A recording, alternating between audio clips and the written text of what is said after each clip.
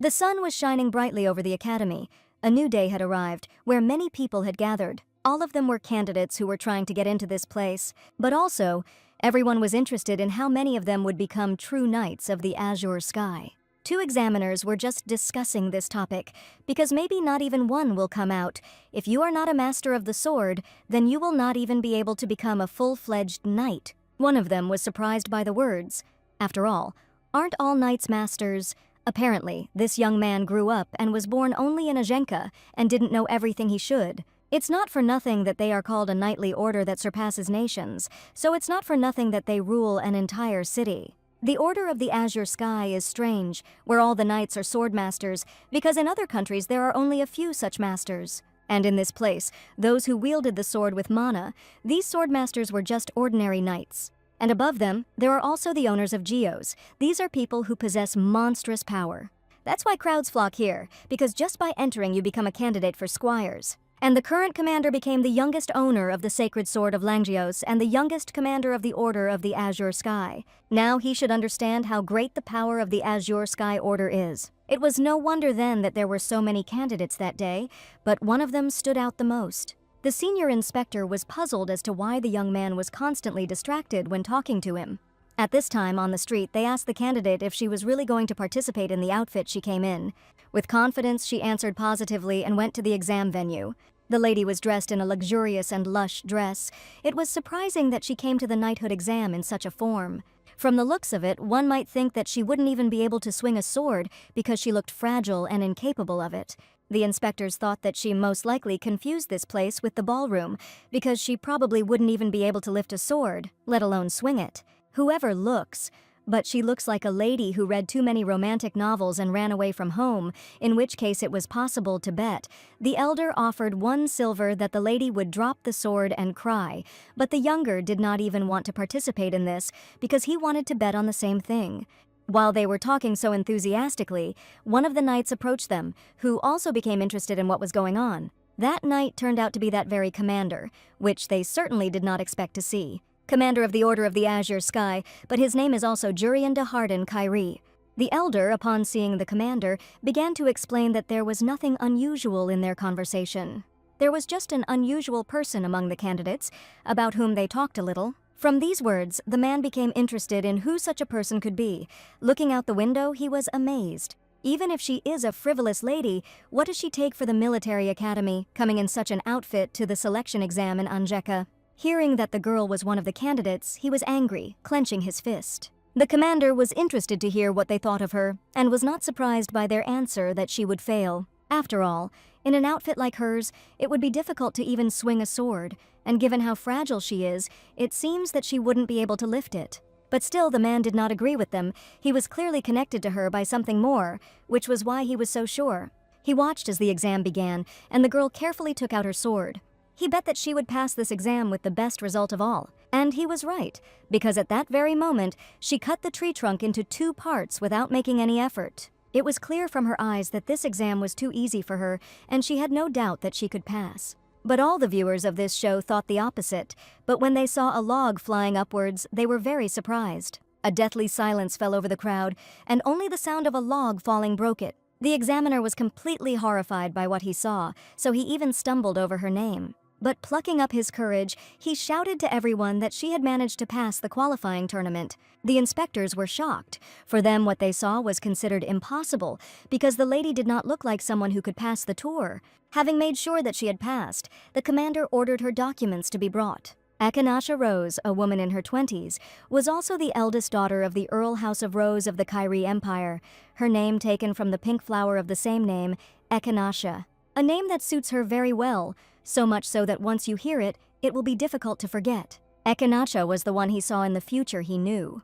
She was not a cadet of Ajenka and was sitting in prison, completely chained up as much as possible, and she didn't have pink hair, which suits the girl so well. Everything had changed, and she was no longer the girl he had seen before. Rose looked into the distance as if looking at the commander himself, having seen him from afar. After successfully passing the exam, she went somewhere far away into the garden, where no one would definitely see her. She seemed to be enjoying nature while walking to an unknown place. Suddenly, some monster spoke to her, reminding her that she was a heartless mistress since she was thinking of leaving him again. Having come to her senses, she walked on, not paying attention to the voice that came from nowhere. It was too cruel because, thanks to him, she was able to learn how to turn back time. She should have been more generous and not cling to the erased past. This voice just couldn't stop talking.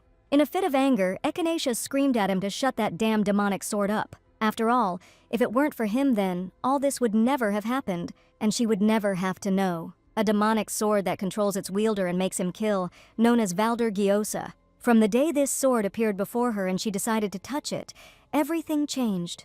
She killed with her own hands everyone she had previously loved, and even that one person who believed her and treated her warmly, no matter what. Having killed many people, she became a real demon. After all, the person who trusted her was Urian, something she could never forgive herself for.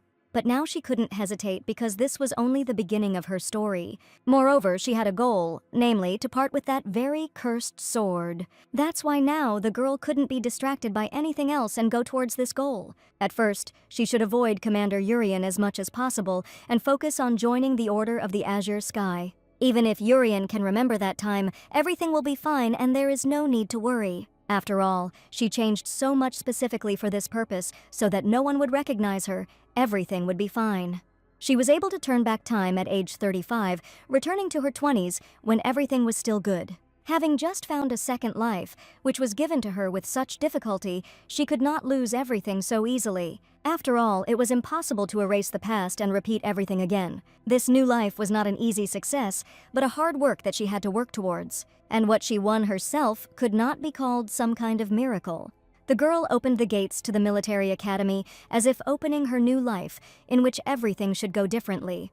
The Rose Count's house, where the girl was born, did not have much influence in the Kyrie Empire, but he was from a rather rich and noble family with loving parents who would always support him, and the younger brother, with whom they amicably inherited the title, their modest and beautiful only daughter. The lady lived an ordinary and happy life, like all ordinary nobles, and simply enjoyed life, until a demonic sword fell into her hands and destroyed it all. The demonic sword Valder Gyosa, created by human lust for murder, takes over the body of its owner and brings carnage and destruction. But its power was so great that eventually the body could not withstand it and collapsed, losing its bearer. Such was the fate of the demonic sword. However, her body was different. The insane level of magical compatibility supported her crumbling body, and her innate abilities were perfect for wielding a demonic sword. Thus, Rose became a once-in-a-thousand-year genius and a demon of the sword that cannot be killed. She walked through the ruined streets with her sword completely covered in blood. She walked and thought that it would have been better if she had never found out about this. She didn't want to find out about her talent in such a terrible way. Starting with the people dear to her, the famous mercenaries who lay in a pool of blood. Even respected swordmasters could not defeat her and died in battle. And all the other promising knights all fell by her hand. For some reason no one could kill her, and today she will suffer defeat again. If there is a miracle, then let it save her from suffering. And a miracle happened. Knights came out to her and noticed that she had been desecrated. This small detachment were the Knights of the Azure Sky protecting the Gyosu, and as protectors they had to destroy her and put an end to these deaths. The white-haired guy, and apparently the squad leader, was Jurian de Harden Kyrie. Although he is the third prince of the empire, he renounced his right of succession and became the commander of the Azure Sky Knights, the owner of the sacred sword Rangios. The man lived in a completely different world compared to the lady. After all, she could only look at him from afar and sometimes imagine meeting him. But in those naive fantasies, there was no such meeting where they would cross swords. And even the commander of the strongest detachment in the entire empire will not be able to defeat her. These thoughts made her mind swim, and she seemed to have gone crazy. With careful movements of her legs, she came closer and closer, wanting to attack. Having attracted all attention, she made a huge jump upward with quick movements. Trying to strike as hard as possible, the lady crossed swords with the commander. All this time, the voice of the demonic sword echoed in my head. He ordered to kill everyone, although she did not want to kill, but he repeated louder and louder. All that was left was to hope that he could defeat her and free his mind from such torment. In her thoughts, the girl begged more and more for him to be able to stop her. But the sword did not allow her to give up, and even when she was pushed back, she was able to withstand and stand. It was the most powerful blow Urian had ever parried. It was impressive, but also truly a shame. Rose had already completely recovered from the attack and was almost ready to attack again. If only she were a knight, they would have crossed swords in this fight in all sincerity. One of the squad suggested to the man that they could also join in and help him. This would be a good solution, because he would hardly be able to cope with her alone. The most important thing is that this was not just some kind of duel, but a complete destruction. The girl from the squad was already too tired to fight, so she sat and rested not far away. To hold out for so long against 4 strong knights, even for a sword demon, it was incredible. The other members of the squad also sat next to Teresa and made fun of her, which only made her angrier. Still, it was a pity that with such talent she took up the demonic sword. But why do they think that she wanted it herself? If only she knew that it was a demonic sword. Would Rose have taken it in her right mind? She would never have done it, but it was too late to think about that. All she could do was lie on the wet road and wait for her end. Even though Urian held his sword to the girl's chest, he still asked his squad why they thought she wanted to take it herself. She clearly didn't want to do that. For the first time in the long time she had been subjugated by the cursed sword, she felt nothing but fear or hatred. It was weak sympathy, a gaze directed not at the mad demon with a sword, but at herself inside. But how could he know about this? That she did not want to do this? And the tears flowing down her cheeks puzzled the man. It was just a body being swung by a demonic sword. There was no way she could feel anything, they say. When a demonic sword absorbs, there is no personality left. But you could see how she fought, the demonic sword and her will. A man from the commander's squad tried to convince him that it was impossible to defeat the demonic sword. And even if there is such a possibility, he must know how many lands were destroyed and people killed by her hands. Even in such a great loss, there was some fault on their part. Unable to bear it any longer, the red-haired man began to shout that it was only because the imperial fools stubbornly believed that they could handle it themselves. These words deeply impressed themselves on the girl's mind. From which she realized that fighting was pointless, Rose was finally able to calm down and no longer try to somehow free herself and kill. At this time, the commander created a brightly glowing sphere because one could not be judged for an unintentional sin. The man yelled at Urian for what he was doing. He usually respected knights like him, but now was not the time for his games. But he didn't listen and continued to do what he thought was right. He picked the girl up in his arms, deciding to give her at least one chance to improve. His words rang out clearly amidst the vague conversation. They were a ray of light, sent down like the miracle she had been waiting for so long. After this, he was imprisoned in the underground prison of the Order of the Azure Sky. The shackles that bound my body suppressed the power of the demonic sword, and every day I fought with my subconscious. She fought with the demonic sword for countless times and suffered defeats and disappointments just as many times.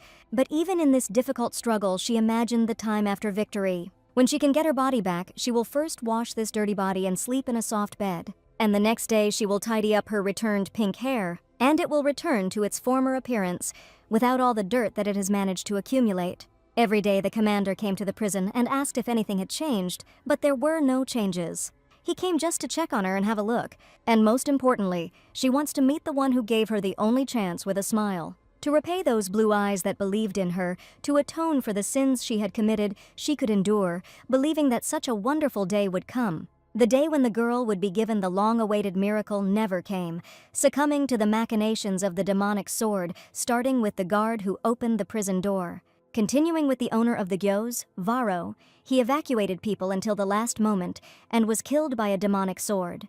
Having killed everyone, she went on to kill further under the control of the sword. As she was climbing the stairs, Teresa grabbed her leg because she couldn't let go any further. The owner of the demon Geos, Teresa, also dragged out time until her death and met her end. And Dietrich, who tried to escape to report the situation. He was already very far away from all the incidents, and Rose could no longer catch up with him.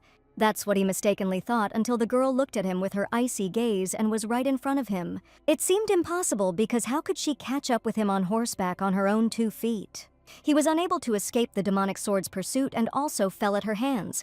And finally, everyone in the Order of the Azure Sky was killed. Blood was smeared everywhere and the room looked like some kind of horror movie. Returning from the mission, Urian met with the demonic sword in the destroyed Ajenka Square. The girl waited a long time for his return, so she was ready to meet him. The man was horrified by what he saw because he had been gone for a short time.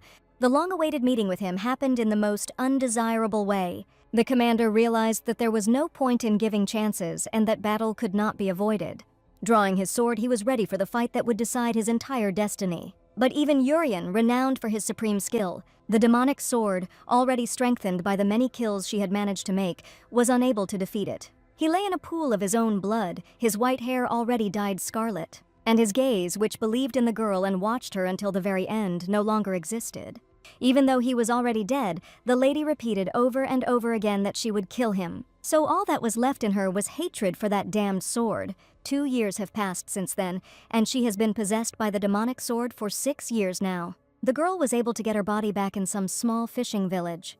Skin with no more black spots, hair that had returned to its original color, and a body that could once again move at her will. All this made her happy, but what should she do now after what had happened? In a fit of rage, she slammed the bloody sword onto the ground. It was too late. She screamed as if that damn sword could hear her. What can she do now? Because thanks to him, everything was destroyed and everyone was killed. Now she was left completely alone, in the most literal sense. Realizing the situation she was now in, Rose fell onto the road, unable to let off all the steam. The girl could not return anywhere else because there was nowhere else to go. It was then that she heard the voice of the demonic sword speak to her. The girl didn't expect anyone to talk to her because she seemed to have destroyed everyone and everything. Valdergios himself spoke to her, the same sword that was now in her hands. And the fact that she hears his voice means that she has received the right to become the second master. He congratulated her on the fact that she has now become the mistress. These words left the girl in a stupor, wondering why he was congratulating her on this. Anger shot through Rose's head. How dare he blab about congratulations after everything? Because of him, there was no one left next to the girl, no friends, no family. And even those who believed in her, they were all long dead and nothing could be changed. After listening to all her accusations, the demonic sword tried to explain to her that it wasn't him all this time. It was human malice and murderous lust that was in her, but the girl was not going to listen to him. He tried to stop her, but Rose just wanted to get rid of him finally. Her rage was stopped by the words that there was one way to turn everything back. But it wasn't a resurrection, as she thought, but rather a reversal of time. His previous owner had done the same thing when he first awakened him.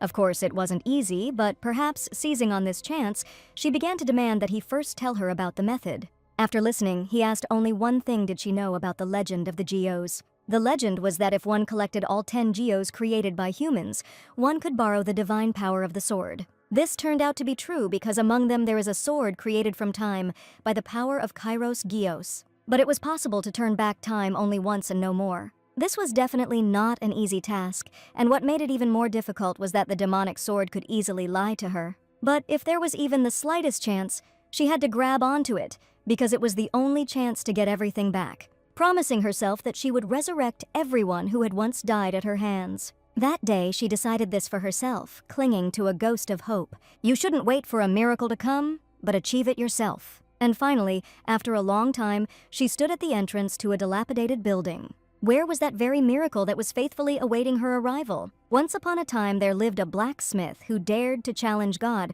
For such insolence, God granted the blacksmith the ability to create swords from the immaterial, like day and night. He gave him strength equal to his, so let him create the greatest sword. This was his test of Geos. In 100 years, the blacksmith was able to create 10 swords. Seeing them, the god immediately created 2 more swords. They surpassed all the creations of the blacksmith in both beauty and strength.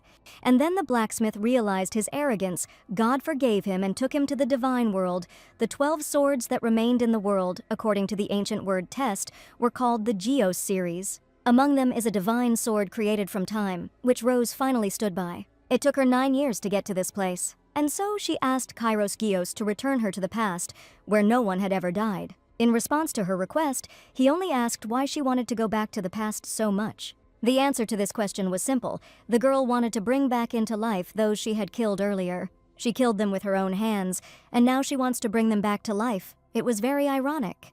She wanted to start screaming at the sword, but she managed to calm down. She didn't want to kill anyone. Kairos Geos only remained silent in response. He understood everything perfectly. Perhaps he even saw everything. Rose was a little surprised by this, because she thought the conversation would go much worse. But that wasn't the end. The sword's words about what would happen next after this were etched into her head. What will she do in a world where everyone is alive and no one died in such a terrible disaster? These words made me think the girl just wanted to fix what she destroyed with her own hands. And I didn't even think about what would happen next. When everything returned to life, She especially thought about Commander Yuri, who sincerely believed in her. After thinking it over as quickly as possible, she answered that she just wanted to live a normal life. After all, now she couldn't even sleep peacefully and couldn't remember the last time she smiled. She simply exists like an empty shell, simply wandering around a ruined world. But if she can come back and change everything, if she can become the same. Now, Rose was completely sure that she, too, wanted to be happy. With such a sharp response from the sword, she stepped back out of habit, thinking that her answer did not satisfy him. But there was no need to worry. He agreed to lend her his strength, calling her worthy of it. But she will not have a second such miracle. A huge flow of mana began to emerge from the sword. The last words the lady heard were that she should try to find happiness, after which mana struck the place where they were with great force, hitting everything that could be hit. After a while, the sound of two swords hitting each other in the street could be heard. The weather was beautiful and sunny, there were no more destroyed buildings, and everything was blooming again. At that moment, the girl woke up, and everything that happened before seemed like a bad dream. The sounds coming from the street, the ceiling so familiar and dear. For a few more seconds, she tried to comprehend what had just happened. She had her pink and long hair again, and having understood everything, the lady quickly went out into the street. Not thinking of anything better, she jumped from the balcony in order to get to the place she needed as quickly as possible. As she ran down the street, Rose began to realize that her arms and legs were obeying her again. Her body was no longer controlled by anyone, and she could decide for herself how to move. But she still had to check whether everything was back as it was, so she ran as fast as she could, running past the maids, who were shocked by the girl's speed. The maid tried to stop her because the master was currently training and it was dangerous. But she didn't listen to her, and seeing her brother, immediately threw herself into his arms. It was March 17th, 1629, Divine Era. She had returned to the day when she had just picked up the demonic sword and overcome despair with new determination. After such an act by the mistress, the maid in the girl's chambers told her that she had been frightened since the very morning. If she gets up so early, then you should have called her and not wandered around alone. It was unladylike behavior, but she only found it funny. But the maid still didn't understand why she got up so early. Maybe she felt unwell or something else. After all, she herself said that she couldn't fall asleep at dawn. Rose was frightened by such words because she did not remember calling Nora at dawn. And then the girl reminded her that she couldn't sleep and asked to bring warm milk. It was exactly like the day she first took the sword, when at dawn Nora went to the kitchen and did not return, so the lady went there herself. And there she met a different kind and devoted girl than the one she knew. And Nora, possessed by the demonic sword, she doesn't even remember how she managed to dodge its attack back then. But when she came to, in front of her lay the sword that had fallen from Nora's hands. And then she was forced to take it. It was the last chance to survive against the possessed girl. From such memories, the heart beat faster and faster, because today was that very fateful day. Without delay, the lady asked her if she had noticed anything strange during the night. And the strange thing was, there was some empty package in the kitchen that she had never seen before. It was with the maid. She wanted to give it to the butler, because she didn't know where it came from. But the lady asked to give it back, because she could figure everything out herself. The scabbard was exactly the size of the demonic sword. Someone must have left them in the kitchen on purpose so that someone would find them. But the strangest thing is that there was no demonic sword in them, so the past where Nora took the sword changed. She immediately understood what was going on, why her blood was boiling. Somehow, he was still with her even though she had gone back in time. Valdergiosa was now in her hands. The mark on her hand said so. While she was trying to talk to the demonic sword, a maid came into her room. Nora came with a question whether the lady would have breakfast with everyone in the dining room, since the kitchen had to be warned in advance. Because the girl didn't understand who she was with, she looked kind of strange. After all, she met with the master, the mistress, and the young master. It was so good that they were finally having breakfast all together, like a real family. To such a good day, Echinaccia's father added that Nicholas should arrive tomorrow. The young master was glad to hear this, because he was finally given a vacation in the magic tower. He would have to ask him to play when he arrived. But before thinking about that, he should dry his hair properly. And after washing, he should dry himself off thoroughly before going to the dining room. The conversations were very interesting, but the man noticed that his daughter was not eating at all. From the very beginning of the meal, she did not eat a single bite, but simply sat and looked at her plate. She didn't eat for only one reason, which no one knew about. That picture of everyone dead by her hands was frozen in her head like some kind of nightmare, and the younger brother, all in tears, hugged his mother, even though she was already dead. The next person to face the same fate was himself. The lady missed everyone so much, because only now everything seemed real and not a beautiful dream. But nothing happened for them, and they saw literally yesterday, it seems that their sister was still in a dream. This is the picture she missed so much, the one she got back with difficulty. The mother was worried about her daughter and also thought that she was just having a bad dream. Not wanting to disturb everyone, with a smile on her face, Rose confirmed that it seemed like it was indeed a very bad dream. This life she had to protect at any cost. After breakfast, the day passed as usual, and deep night set in, illuminated only by the moon. Echinacea was checking something very strange in her room. Mana beams were coming from it. Although the accumulated mana was still low, it was better than nothing. And her mana core had already formed properly, which was a great relief. Mana core, something that only Knights of the Swordmaster rank can create, a storage of mana within the body. In her past life, having a mana core was something natural, and so the girl overlooked the fact that this body didn't have one. Besides, she was overexerted in such a state. It is not surprising that after this the lady quickly got tired. Once the mana core was formed, she could summon Valder. Just by saying his name, a demonic sword immediately appeared in front of her face. As it happened, the girl quickly grabbed the handle. At the same time, she was reciting some kind of spell, as if she wanted to hit him or wake him up. But Rose struck the demon sword, and the blow was not weak. She should have woken him up more gently because he was in pain too, but before that, he should have explained why he was still attached to the lady. This was because even when time turned back, her soul remained the same. He was a Gyosa, marked by her soul, and therefore the memories remained with her because she was the mistress of the Gyosa. According to him, if the girl could get rid of him, she would lose all her memories. But what about the other Gyos? There were 10 more of them with her. The answer was simple. The lady did not awaken the essence of other Gyos. You only become a true owner after awakening the essence, and he was the only one whose essence she awakened. Without him, she will again become that innocent lady who knows nothing about the past. And then, the demonic sword will be able to absorb her again and destroy everything as it was before. This outcome of events did not suit her, and all she could do was think about what to do next. Valder Gyosa was a sword of carnage and destruction. In addition to memory loss and the possibility of losing yourself again if you let your guard down, this sword will consume you and force you to commit massacre again. If she can't get rid of the demonic sword, she won't be able to achieve the happy life she wants.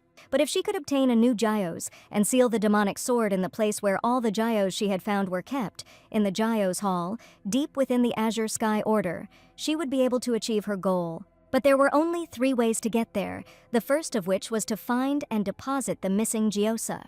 The second way, not the best, is when the owner of the Gyos dies or retires and returns it. And the third, when a full-fledged Knight of the Order of the Azure Sky is given the opportunity to choose a Gyosu. If she could get into the Gyos Hall, that would be her third option. But there was one problem. Can other Gyos owners also retain their memories like she did? But how could the demonic sword know this? Whether they awakened the essence of their Gyos, if they awakened it, then they remember everything. The Order of the Azure Sky has 4 Hyos owners, the Deputy Commander, the Baron, Teresa Dietrich, and Commander Urien himself. All of them, without exception, can remember the past. If Urien remembers everything, it can only harm the lady. After all, he probably hates her so much that he could kill her. But what else did Echinacea expect? She thought that after the betrayal, he would meet her with a smile. It wasn't like that, but it would have been good if he hadn't cut the girl down on the spot. In that case, it was necessary to find a way to get into the Order of the Azure Sky without catching the eye of the owners of the Gyos who might remember. As she spoke these words, an idea came into her head. All this time she looked at herself through the mirror that stood in front of her. Her beautiful pink hair could have changed the outcome of events. All they could remember was the not noble Lady Echinacea Rose, and a real demon of a demonic sword who wants to destroy everything in his path. They certainly won't recognize her in this form, a capricious and at the same time brilliant knight in heels and in full dress. Even if she is condemned for such an image, at least she will not be suspected of anything. It was just a condemnation that couldn't compare to when she was called the Demon Sword Demon. Since this is how it turned out, she will study hard at Ajenka. Showing the document of admission to all the servants, they were horrified by such sudden news. She would send the luggage to the hostel with the help of the servants so that Nora could be free. But the military academy was a dangerous place. How did she manage to get there? Even the demonic sword was surprised by the mistress's impudence, because how could she let go like that? Everything was fine and there was no need to worry about it. She had managed to take precautions at home. A few days before leaving for Ajenka, the lady was sitting with some stranger at the table. The lady suggested that while she dealt with the demonic sword, she should investigate its origin. She had just returned from vacation from the Tower of Magicians, and she was already calling out that she had become the owner of a demonic sword, and that there was now a man with this sword in the Count's house. It was hard to believe, but it was necessary, because that was why she was asking only for the duration of her stay in Ajenka. Protect the family and all the people in the Count's house by any means necessary. Apparently, she didn't understand at all how serious the situation was. There was no guarantee that the sword would again subjugate Rose to its will. And what is she going to do in Ajenka? Is she thinking of going to the Knights of the Azure Sky and saying that she is the owner of the demonic sword? Even the family didn't know about this, and the lady doesn't plan to talk about it and only told her as a sister. But where does she get so much trust from? Maybe it's because she's a mage who receives support from her family. But this trust was not for such a stupid reason. Memories came flooding back to the girl. They were so warm and familiar.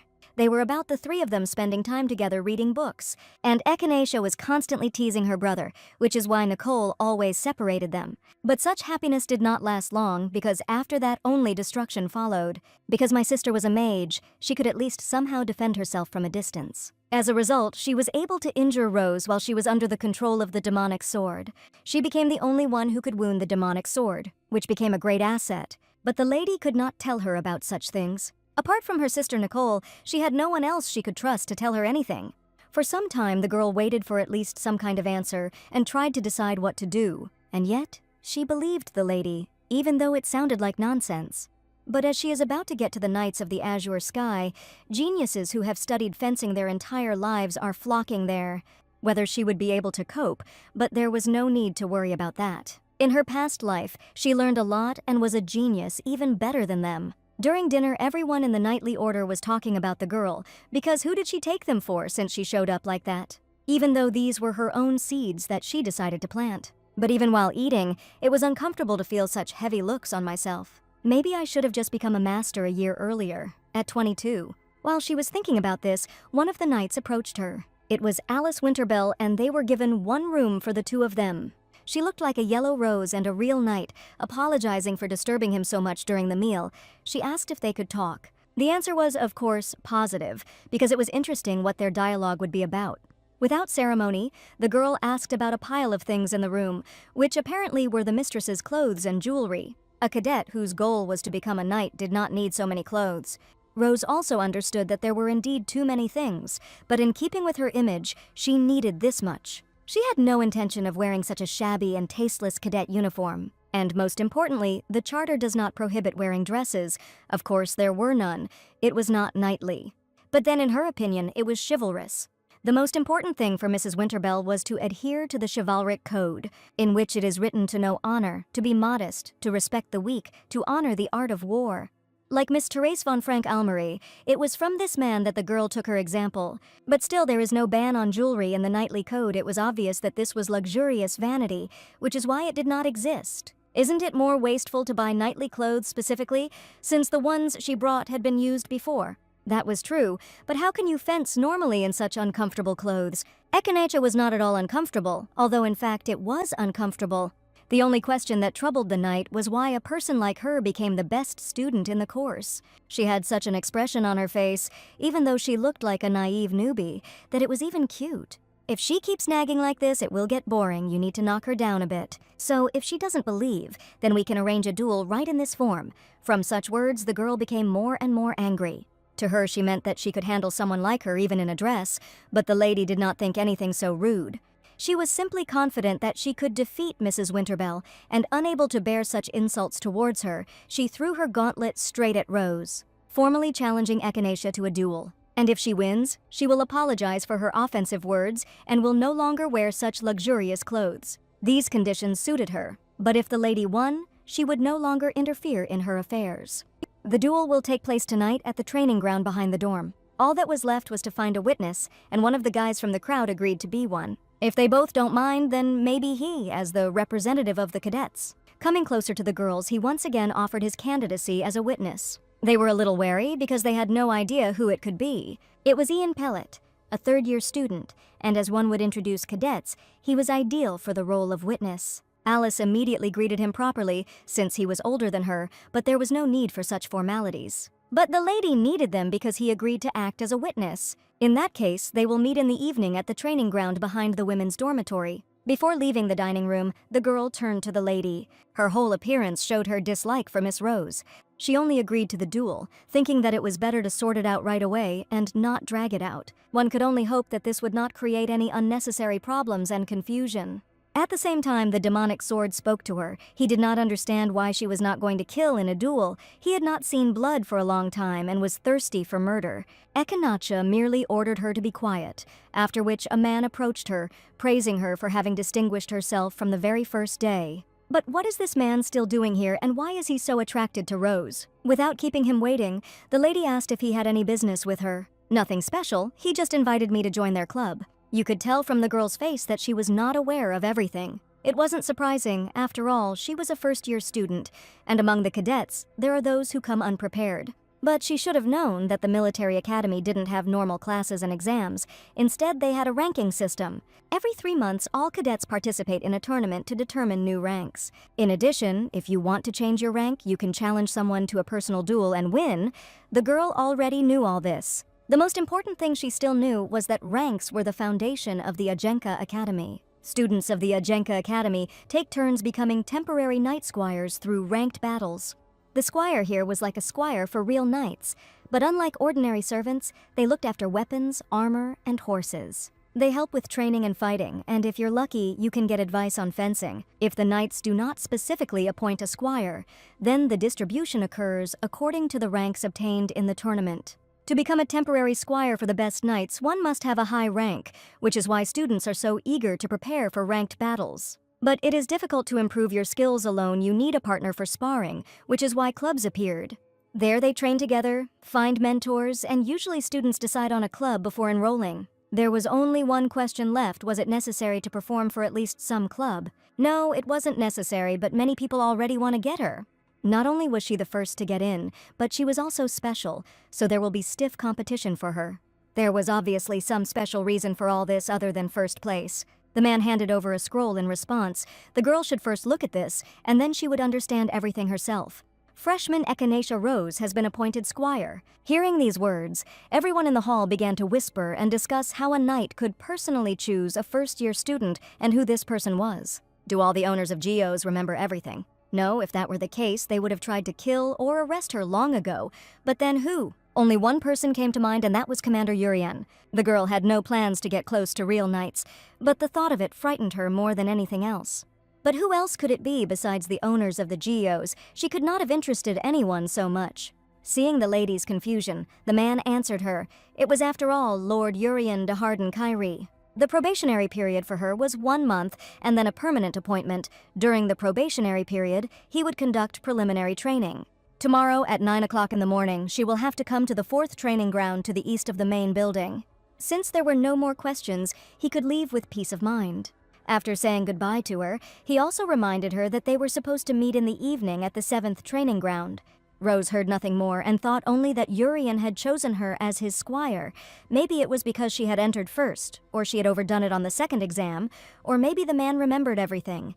Then she didn't understand even more why the lady had betrayed his trust and ruined everything. Although she wanted to see him, she didn't plan to meet, and being a squire meant constantly being near Urian. Evening came, and Echinacha was already awaited on the training field for the duel.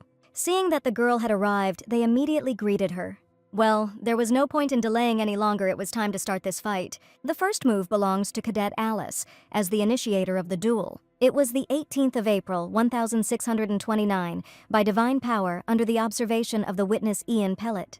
Cadets Echinacha Rose and Alice Winterbell begin a dialogue using blades. Let the winner be merciful and magnanimous, and the loser humble and submissive. And the blades are filled with honor and justice. May the glory of God be with them. After reading the speeches before the battle, Mistress Alice greeted the lady like a true knight. After her greeting, she decided to see how they would greet her and was shocked by what she saw. This was a greeting from Mrs. Rose to the noble ladies. The cadets standing nearby were outraged by such behavior. They were not at a ball to behave like that. And the way she became the first, it was unthinkable because she didn't even know the basic principles. Setting herself to attack, she promised herself that she would not acknowledge her. And so, the duel began. The girl moved at full speed in the direction of the lady. Their blades crossed, producing loud sounds of fierce combat. It was clear from Rose's expression that she was not putting in any effort to win. Taking advantage of the moment, she threw the cadet aside without attacking. As soon as she stood on her feet, the girl realized that she was only dodging and that was all. And he doesn't even attack or let anyone hit him, which was unbearable. It was as if she was mocking her and playing with her like a toy. Jumping away from her, she was ready for a new attack. But before that, I decided to ask why she wasn't concentrating on the fight. The girl was really thinking about something and didn't pay any attention to the fight. Only after her words did the lady return to the real world. I should have finished earlier, but my thoughts were occupied with something else, and apologizing now would have been insulting. In that case, she should get down to business seriously and stop daydreaming. All that was left was to quickly finish everything, so she immediately found herself next to the cadet. The girl didn't even have time to see how she was able to get so close and quickly to her. Thanks to incredible luck, she was still able to dodge the attack by putting her sword in front of her. Even if it was a simple attack, it was still quite difficult to react. But she blocked it out as if she had just read a fencing textbook. The more you looked, the more you could see honest technique as well as character. In this case, her next step will be to attack with the blade. The lady managed to stop the attack a little thanks to the notch in the sword. She knew it would happen. That's the only reason Rose was able to stop the sword. And since she strictly follows the textbook, the next move is even more predictable. So, wanting to finish as quickly as possible, she knocked the sword out of the cadet's hands. He flew very far, almost hitting other people who were watching the duel. Left without a weapon, Echinacea brought her blade to the girl's throat, which could only mean that she had lost. From now on, she will not interfere in her affairs, as she promised. Removing her blade from Miss Winterbell, she also admitted that she had been impolite to her. It was no duel at all for Lady Rose. After all, this girl wasn't focused on her at all. They were interrupted by a third-year student who was watching them. They both did well, and it was also good that no one was hurt.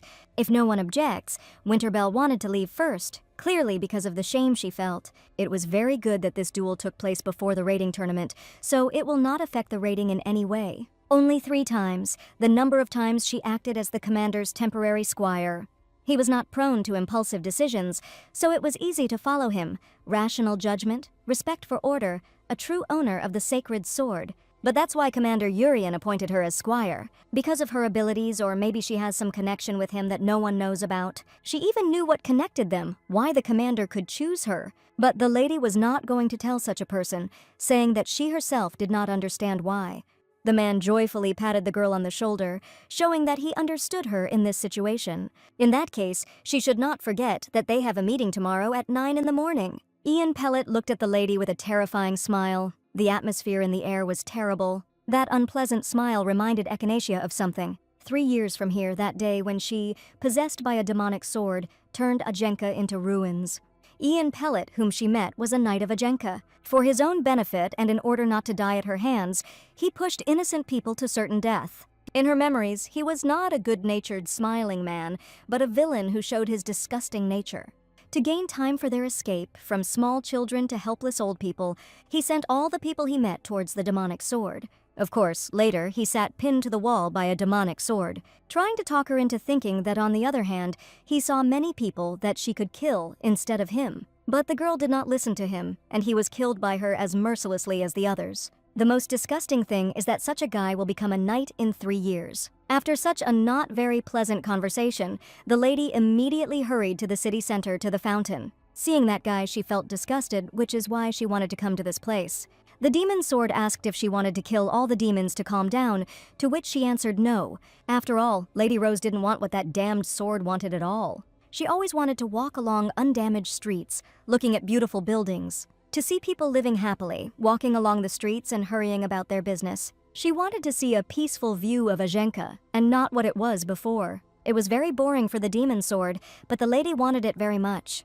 While Echinacea was sitting by the fountain and admiring the view, someone called out to her from the side. It was Commander Urien, dressed in a dark blue cloak, most likely so that no one would notice him.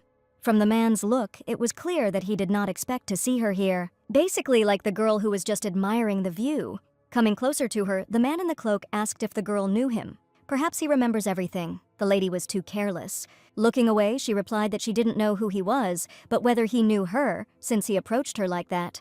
The commander was sure that Rose knew him, so he asked again. She must have known him, after all, hadn't they met before? These words sent shivers down her body. Could it be that he still remembered her? But when they met, what should she do if he remembered everything?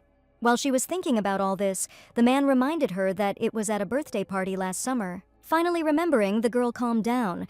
But why did he pay attention to her at the celebration? Although he didn't know who she was, he remembered what he saw then. Didn't the girl notice him? They didn't even meet eyes that day, let alone talk, as he remembered her. Having turned on the naive girl, she immediately apologized to the commander for not recognizing him right away. There was no need to address him as commander. It was better to let him call me by name. Realizing that the lady probably didn't remember his name either, he introduced himself as Urian. But Ikanesha was only a cadet. She couldn't address him like that. In that case, why did someone like her enter the military academy? He probably asked about it because of her appearance, which was not surprising. The girl wants to become a knight, but this answer was followed by another question, why? Without even knowing what to say to that, she decided to say that she simply loved swords. If she loved swords, her hands should say so, so he carefully took one of her hands. Looking at her right hand from different sides, it looked like a fairy tale. Her hands didn't look like the hands of someone who truly enjoyed wielding a sword. Looking at her so tenderly, he decided to ask her again. Why does she want to become a knight? After these words, everything seemed to change. The atmosphere was stifling, as was the commander's gaze. He could recognize her lie. The girl knew that her right hand would give everything away. She needed to come up with something urgently. She could come up with any reason, but she didn't want to lie to him. This may sound very strange, but Lady Rose just wanted to be happy, like everyone else. Looking into those trusting blue eyes, she couldn't lie about at least that reason. That's why I spoke as sincerely as I could. But there were still questions about why the man had come to this place, but a counter-question followed. What was she doing here on her first day of school?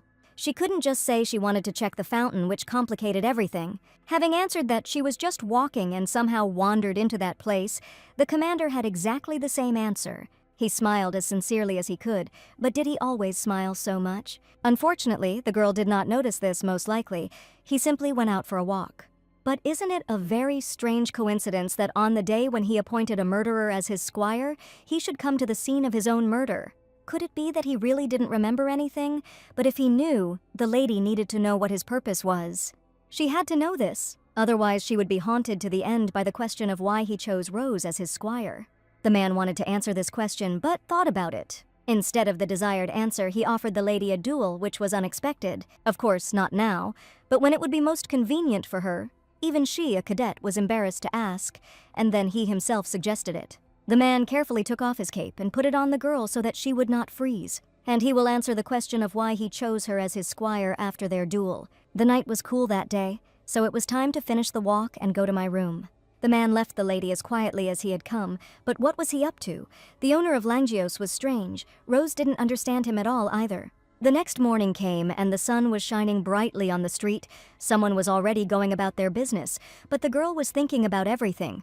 She had just woken up, and her thoughts were filled with the idea that perhaps Urian wanted to keep her close and watch her, although it was just a guess. She seemed to understand why the man chose her. He definitely wanted to make sure that the lady was the demon of the cursed sword. By this, she meant that he had chosen her as squire only to keep an eye on her. Otherwise, he had no reason to keep her so close. What will he do if he is convinced that Echinacea is the demon of the cursed sword? At least he will definitely not smile at her again like yesterday, with that same sincere smile. Suddenly, her thoughts were interrupted by the voice of the girl who lived with her. She called out to the lady, approaching her with a scroll in her hands. Although she promised not to interfere in her affairs, her body clearly did not obey, and she clutched the scroll in her hands in anger. Echinacea left it on the floor by the door, throwing the scroll onto the bed in her direction. The girl thought that she just wanted to show off to her. There was no need for that. She already knew that she had become Mr. Urian's squire. Having completed what she wanted to do, the girl calmly went about her business. She must have been very irritated, but she held up well, even closing the door quietly. After she left, Rose looked at that same scroll, realizing what had just happened. Even though she couldn't do anything about it, she had to focus on what she had to do. Finally, the lady got ready for the meeting that was scheduled for that day, arriving exactly at 9 o'clock. They were already waiting for her. Ian and another cadet were already waiting for her. Even his smile was very irritating, but it was impossible to show it. After greeting her, it was time to meet this man, who would be doing her preliminary training today. It was third-year student Brad von Foam, and you could tell from his expression that something was wrong with him. And it was so. From the very beginning, he showed his disrespect, looking at the girl as if she were just another toy. She would officially become a squire only in a month. There was little time, but she did not have to worry. He will teach the girl everything well. The words from his mouth sounded too terrible. Since the cadet representative had left, it was time to begin the lesson. Today she was the boy's squire, so she would be serving him. She should have called him Lord now, not Elder. These were the basics she needed to know. He will conduct personal training especially for her, clearly planning something terrible. The training was that she should start by massaging his feet. It was disgusting. Was this the squire's training? But it was not for her to talk about it. She walked around here in a skirt and pretended not to understand anything. She clearly wanted to pick up a knight and get married. You could tell from her. Moreover, her grades in other subjects were so-so, and she came in first only thanks to her excellent result in the second exam, in a duel with a younger knight. Among the cadets, all they talked about was how exactly she had laid out the younger knight. Such rumors spread in one day, and one doesn't even know where to begin to criticize him. The girl works masterfully. She was even able to fool the commander himself. It's impressive. Once she becomes a squire, she will be able to officially serve, and every day will obviously be hot. While collecting the geos, she thought she heard all sorts of insults in the mercenary squad. But such insults with such a hint crossed all the boundaries of what was permissible, especially for a third-year student. Moreover, dragging Urian into all these insults is even more humiliating and disgusting. Even the demonic sword felt her malice and hatred, which it had not felt for so long. If Rose is so annoyed now, she can use him and kill him without a drop of regret. Is she going to endure all these insults? She shouldn't have endured all this, but just killed. Having curbed her hatred, the lady was able to address the guy that all his words were rather rude. The girl carefully lifted her dress, showing her delicate legs, clearly seducing. Which she did very well. In his opinion, the lady should first learn to respect her elders. Or maybe such self-confidence helped with those above him before he could finish speaking. Echinacea hit him on the leg with all her might. His words made her too angry, so he will have to pay for it. Just as the demonic sword said, she didn't have to endure all the humiliation this time. If she plays the role of a wayward genius eccentric, then she must show her character. The damned sword still tried to convince her to kill him. Why she was appointed squire she herself did not know, but how the lady laid the younger knight, she can show in person. Without giving him time to say a word, the girl began her show, raising her leg high. She stepped on Brad mercilessly with her high-heeled shoe, which must have been very painful. He had too many holes in his defense, which is why he was now lying on the floor. The guy kept yelling at her to remove her foot immediately, otherwise he would report it to the commander and get the appointment cancelled. Let him report. Only then will I have to tell their entire conversation from the very beginning. For example, about night service. After these words, the girl hit the guy again, but this time with her sword in a case. But she hit him first. Does the girl have any proof that he said such things about her? This whole conversation was interrupted by a man who approached this whole conflict. He will witness all his words. This man knew the girl's name, but she herself did not know this man, which is why she asked who he was. Coming out from around the corner, a handsome man appeared in front of her. Judging by his uniform, he was also clearly a cadet. It was Barak Islov, also a third-year student. He heard what he was saying, so the lady could continue, and once there was a witness, everything was under control. This time, slamming the cover on the floor next to his head, she asked if Brad had come to his senses this time and thought he was wrong. But what nonsense was she talking about? He was not guilty of anything. Rose knew that was what he would answer. In that case, he should get out of here as quickly as possible. And from now on, the guy should watch his language. Otherwise, it will only be worse for him. Realizing that he was humiliated and lost this verbal duel, Brad ran away like a little girl because she would regret it. It would have been possible to hit harder, but this was enough to warn. But if next time all this happens again, then Rose will punish him more seriously. If he constantly lies on the floor, then at least he will close his mouth from the pain. As far as the man understood, the girl had undergone preliminary training as a squire, but why was she listening to such things from this moron? He was famous. Brad was one of those idiots who thought the military academy was their mansion. And besides, he had never been appointed, so who would have introduced him anyway? It was a representative of the cadets, of course, exactly the type that Ian Pellet would have represented. After finishing his sandwich, Barak decided to find out why she was wearing dresses in such a place. But isn't a cadet free to choose his clothes? Of course, he didn't criticize for it, he was just curious. In response, he received only one thing. It was her personal preferences, because the lady loves to dress up. Weren't leather gloves and boots more comfortable, or was that also a preference? Yes, they didn't go with dresses and were ugly. If she likes everything beautiful so much, then why does she have such an ugly and cheap sword? There was only one answer when it gets dull.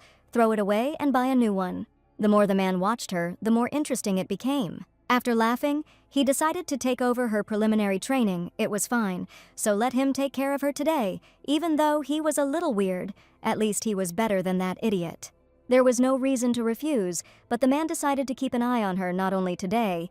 He clapped his hands and apologized, offering to introduce himself again in a more relaxed atmosphere. He was the squire of the Master of Salik Gisoa, the deputy commander of the Order of the Azure Sky, Baron Tilius, a third-year student of Barak Islaf. The man will look after her until she becomes a full-fledged knight. So he asks the younger squire to treat him well. It was a disaster. It would have been better if the Rich Kids Club had trained the girl instead of him.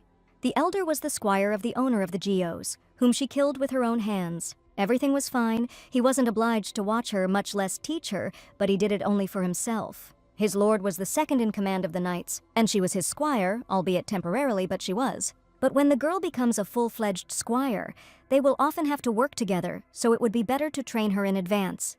Rose was so carried away by Urian that she didn't think about it at all, in which case she would have to meet more often with other sword owners. The man led her along because he had something very important and useful for her. As they walked, Echinacea decided to herself that she would have to dress even more luxuriously than before, so that no one would recognize her. They walked together very slowly, and the lady's thoughts filled her thoughts more and more. The more she thought about it, the stranger it seemed. Barak Islaf, with such a striking appearance and being the Baron's squire, he was bound to be remembered. But she didn't remember killing him in Ajenka before she could reach the right place. The sky darkened, and huge dark clouds gathered around the academy. It was definitely going to rain soon, which wasn't very good and clearly didn't fit into their plans. After asking to wait a little while he went to the hostel to get the necessary things, the man quickly left.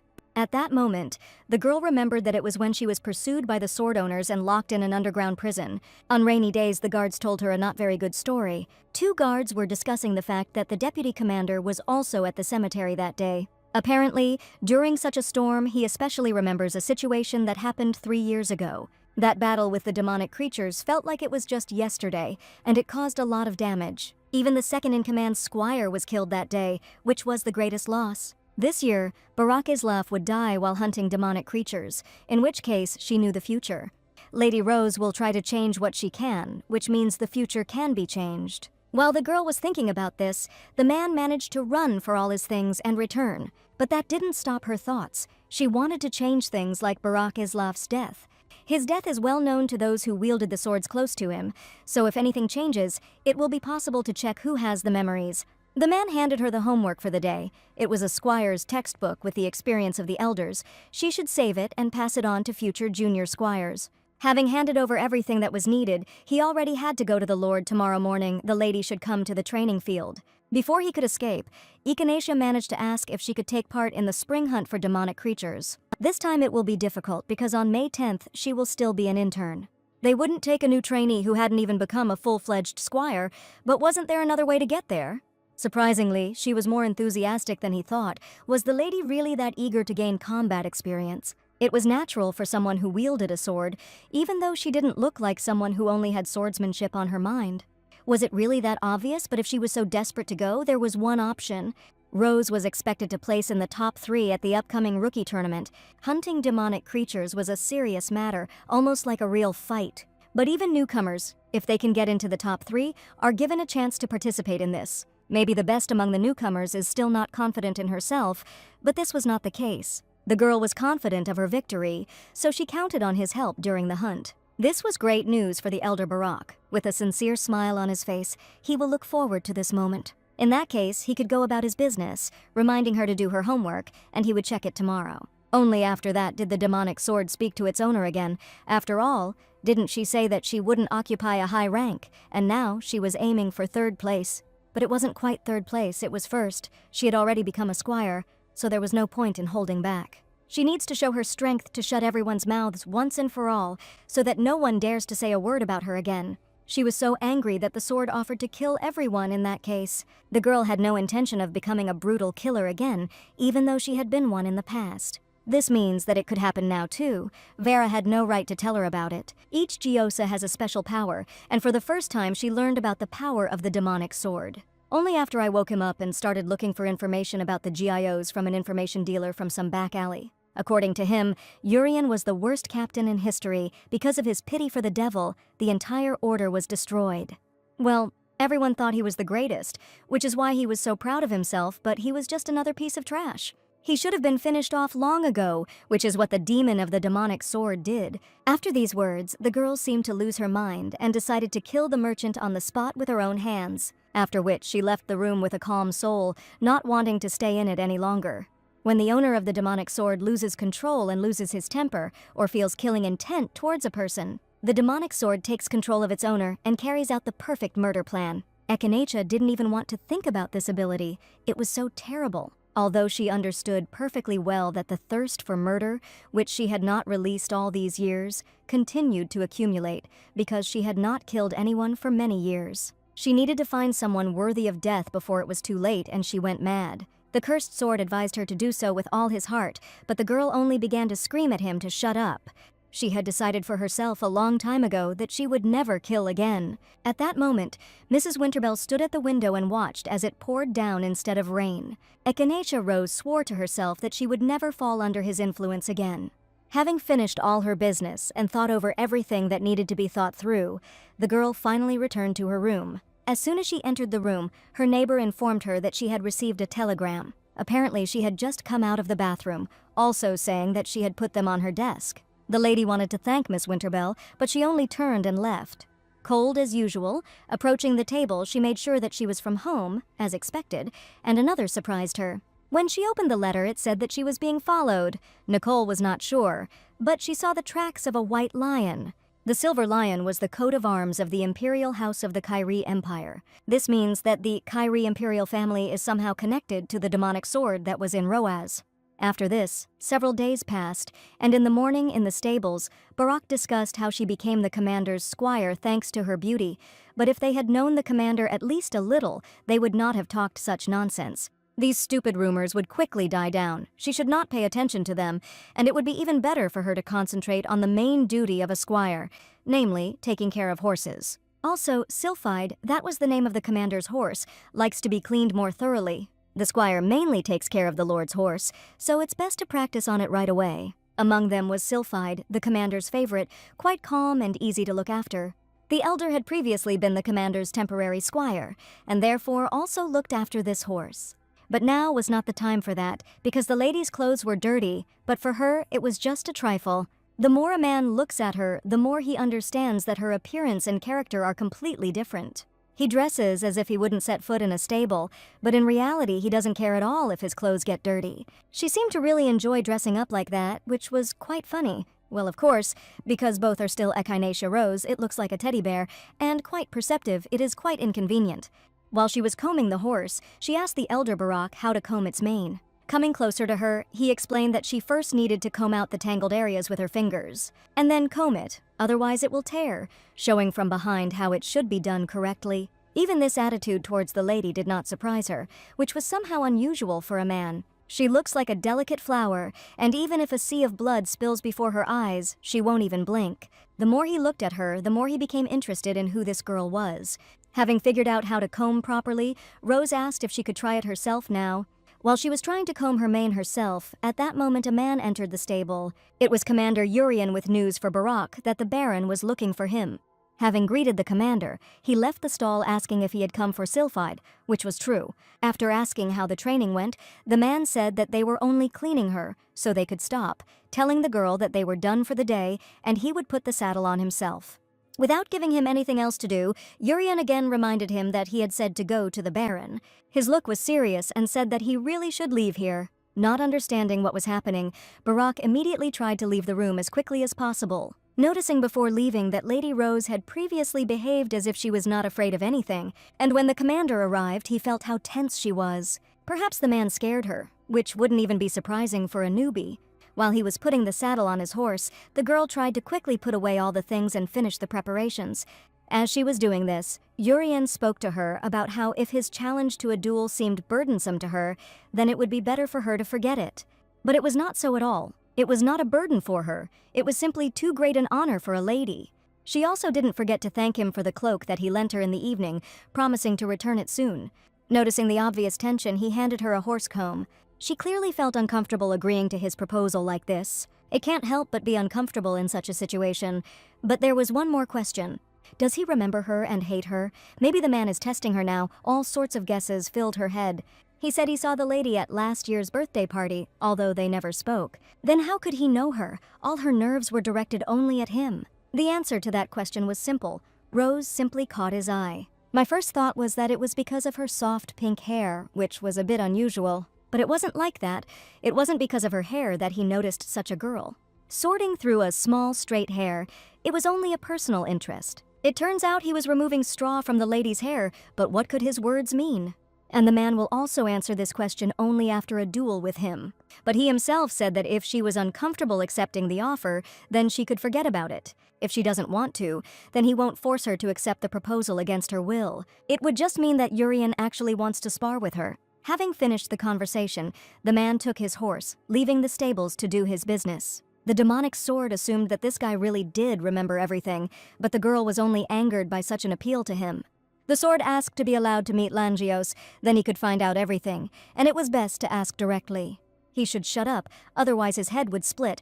In any case, the demon hunt was approaching. That's when she would see how the man would deal with Barak, and everything would become clear. If he retained his memories, he would never allow him to die like he did. Besides, she should have thought about the imperial family. At that moment, some girl burst into the stable. Opening the doors with all her might, she immediately praised Echinaceia's dress.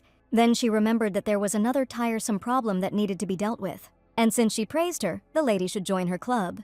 The Wisdom Club was a wonderful name. Didn't the name itself convey the spirit of intellectuals who would lead Ajenka forward? They are not just knights who rely on brute force, so she should come to them to become a wise knight. Fatima Toya is a second year. Other clubs don't even approach Echinacea after all the rumors, but she is the only one who still tries to recruit her. Perhaps she should have given up on trying to get the best cadet when others had already given up, since she had no intention of joining any club. Blocking the way, she claimed that it was only because they were all just idiots. As the first head of the club, her instinct tells her that she is a real talent, the likes of which the world has never seen.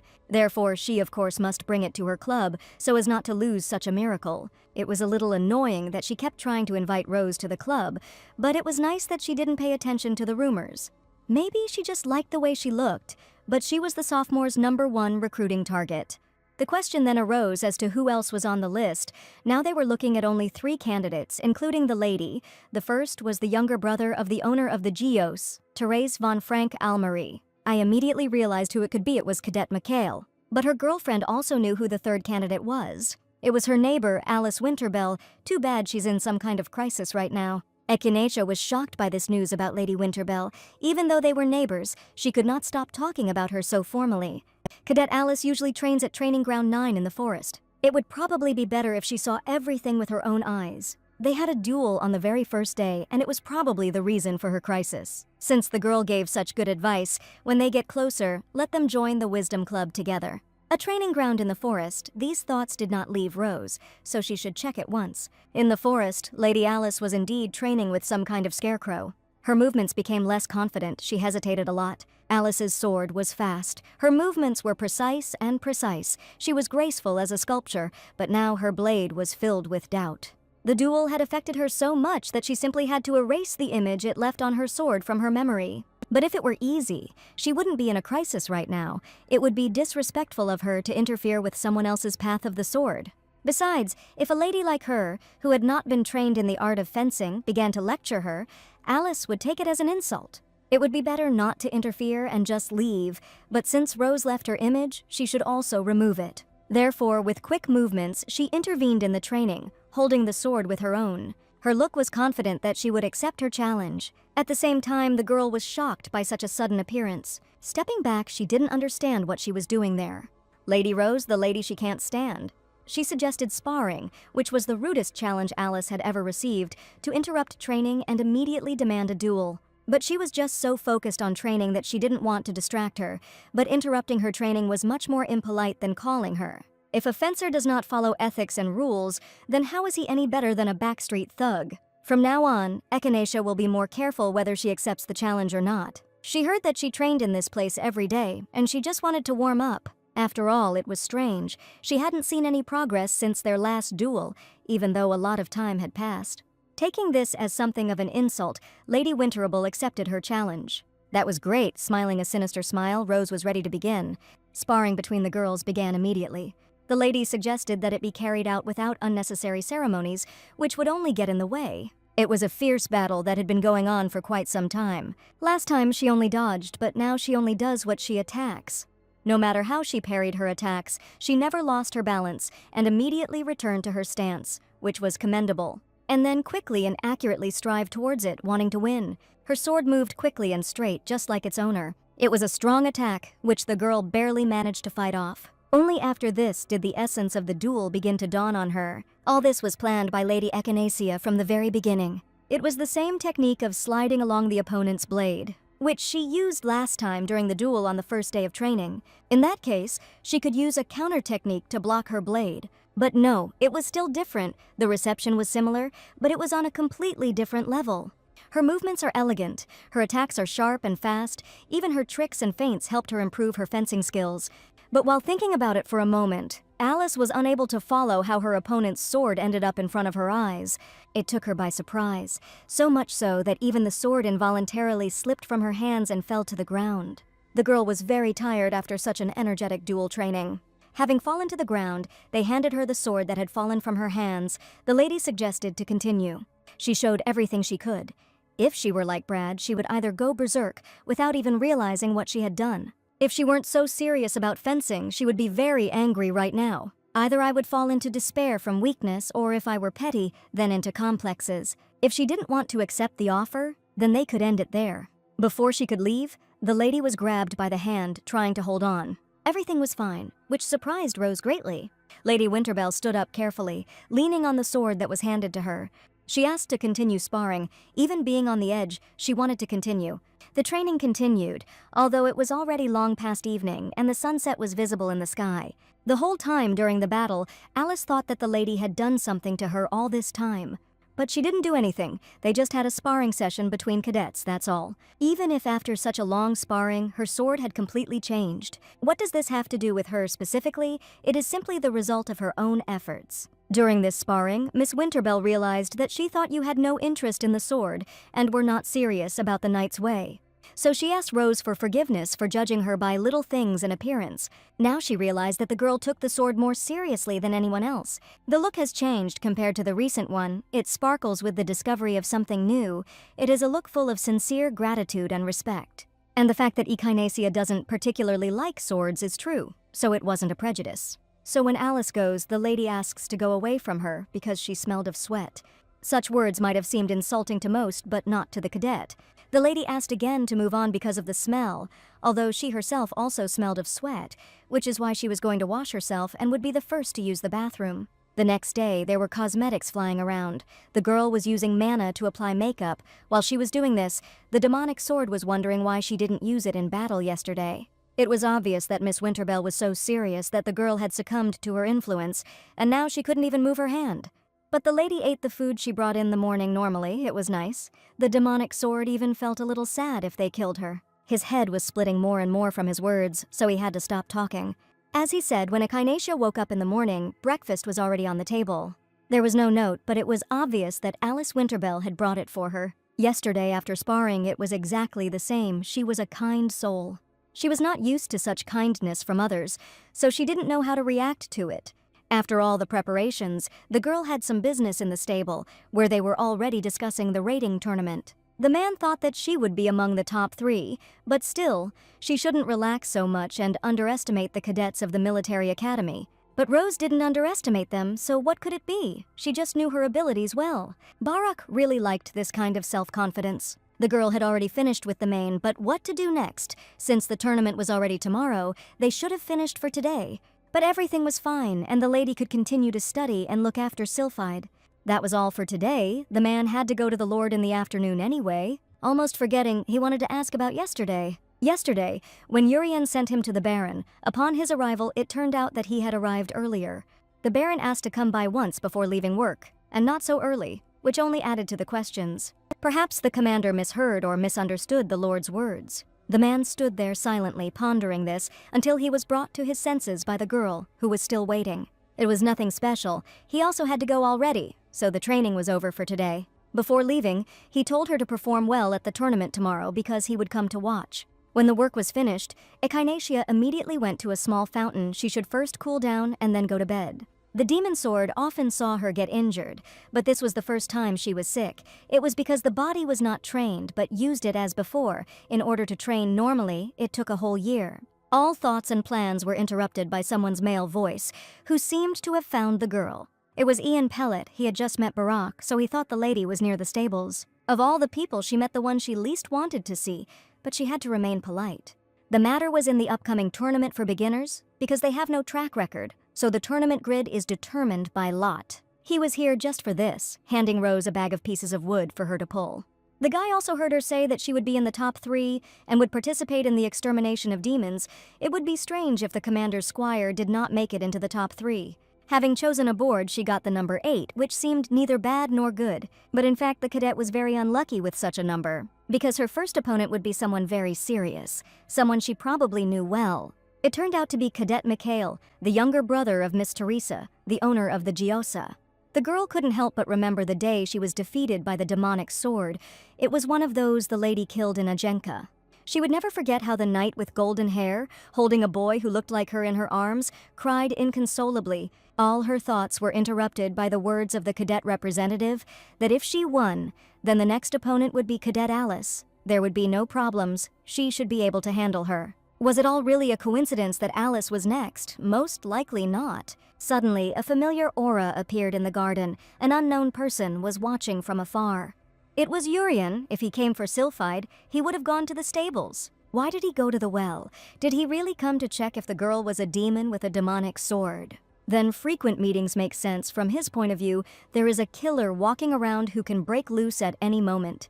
But if he has no memories, then this is indeed, as he said, his personal interest. If suddenly, as he said, just since last year's holiday, the man has been personally watching her. Such romantic stories don't happen in real life. My head is completely spinning from fatigue. Cadet Echinacea wasn't listening to Ian at all, so he tried to somehow get her attention back. Finally catching her attention, he said that Cadet Brad wanted to apologize to the lady. It seems that he had done something wrong to her during their first meeting, so he asked her to arrange a meeting to apologize. Of course, she could have easily refused. There is no obligation to accept an apology just because someone wants to apologize. But Rose didn't think this guy wanted to repent. What kind of game was this? He wanted to meet this evening if possible. At this point, the commander could not stand it any longer and decided to personally find out from Ian what had happened between the cadets. The guy tried to avoid unnecessary attention. It was just a small quarrel between cadets, and that's all. Realizing that he wouldn't tell him anything, Urian decided to ask the girl directly about it. Cadet Echinacea was a little shocked by this question.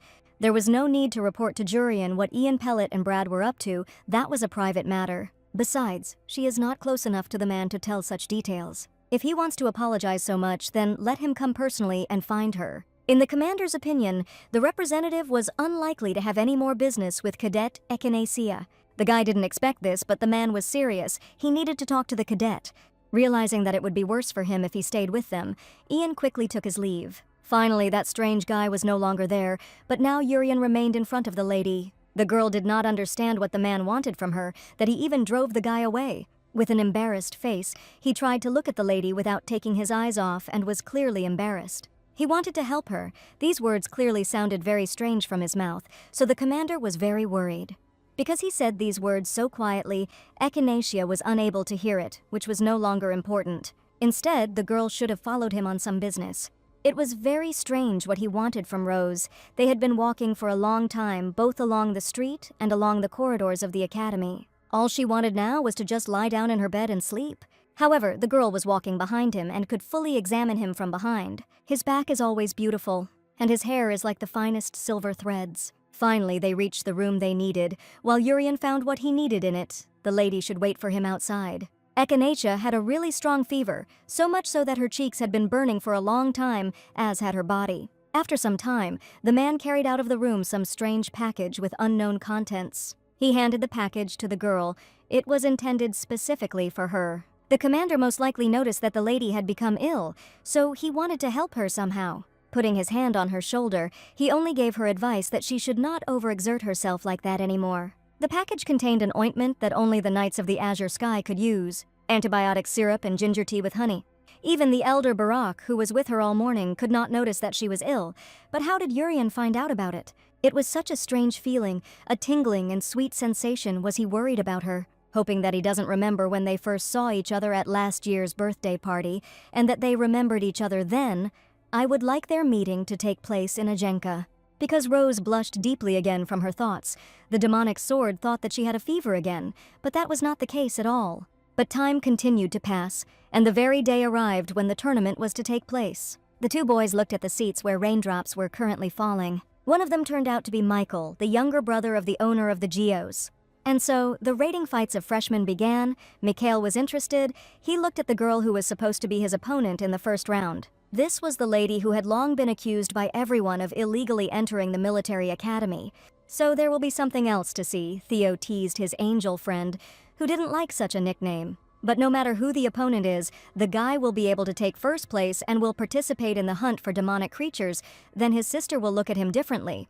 Not as a sickly younger brother who couldn't even hold a sword, but as a cadet of the Order of the Knights of the Azure Sky. He clearly had a sisterly complex, which made him want to laugh, but not Mikhail. Well, what will happen if he loses to this lady with all his self-confidence?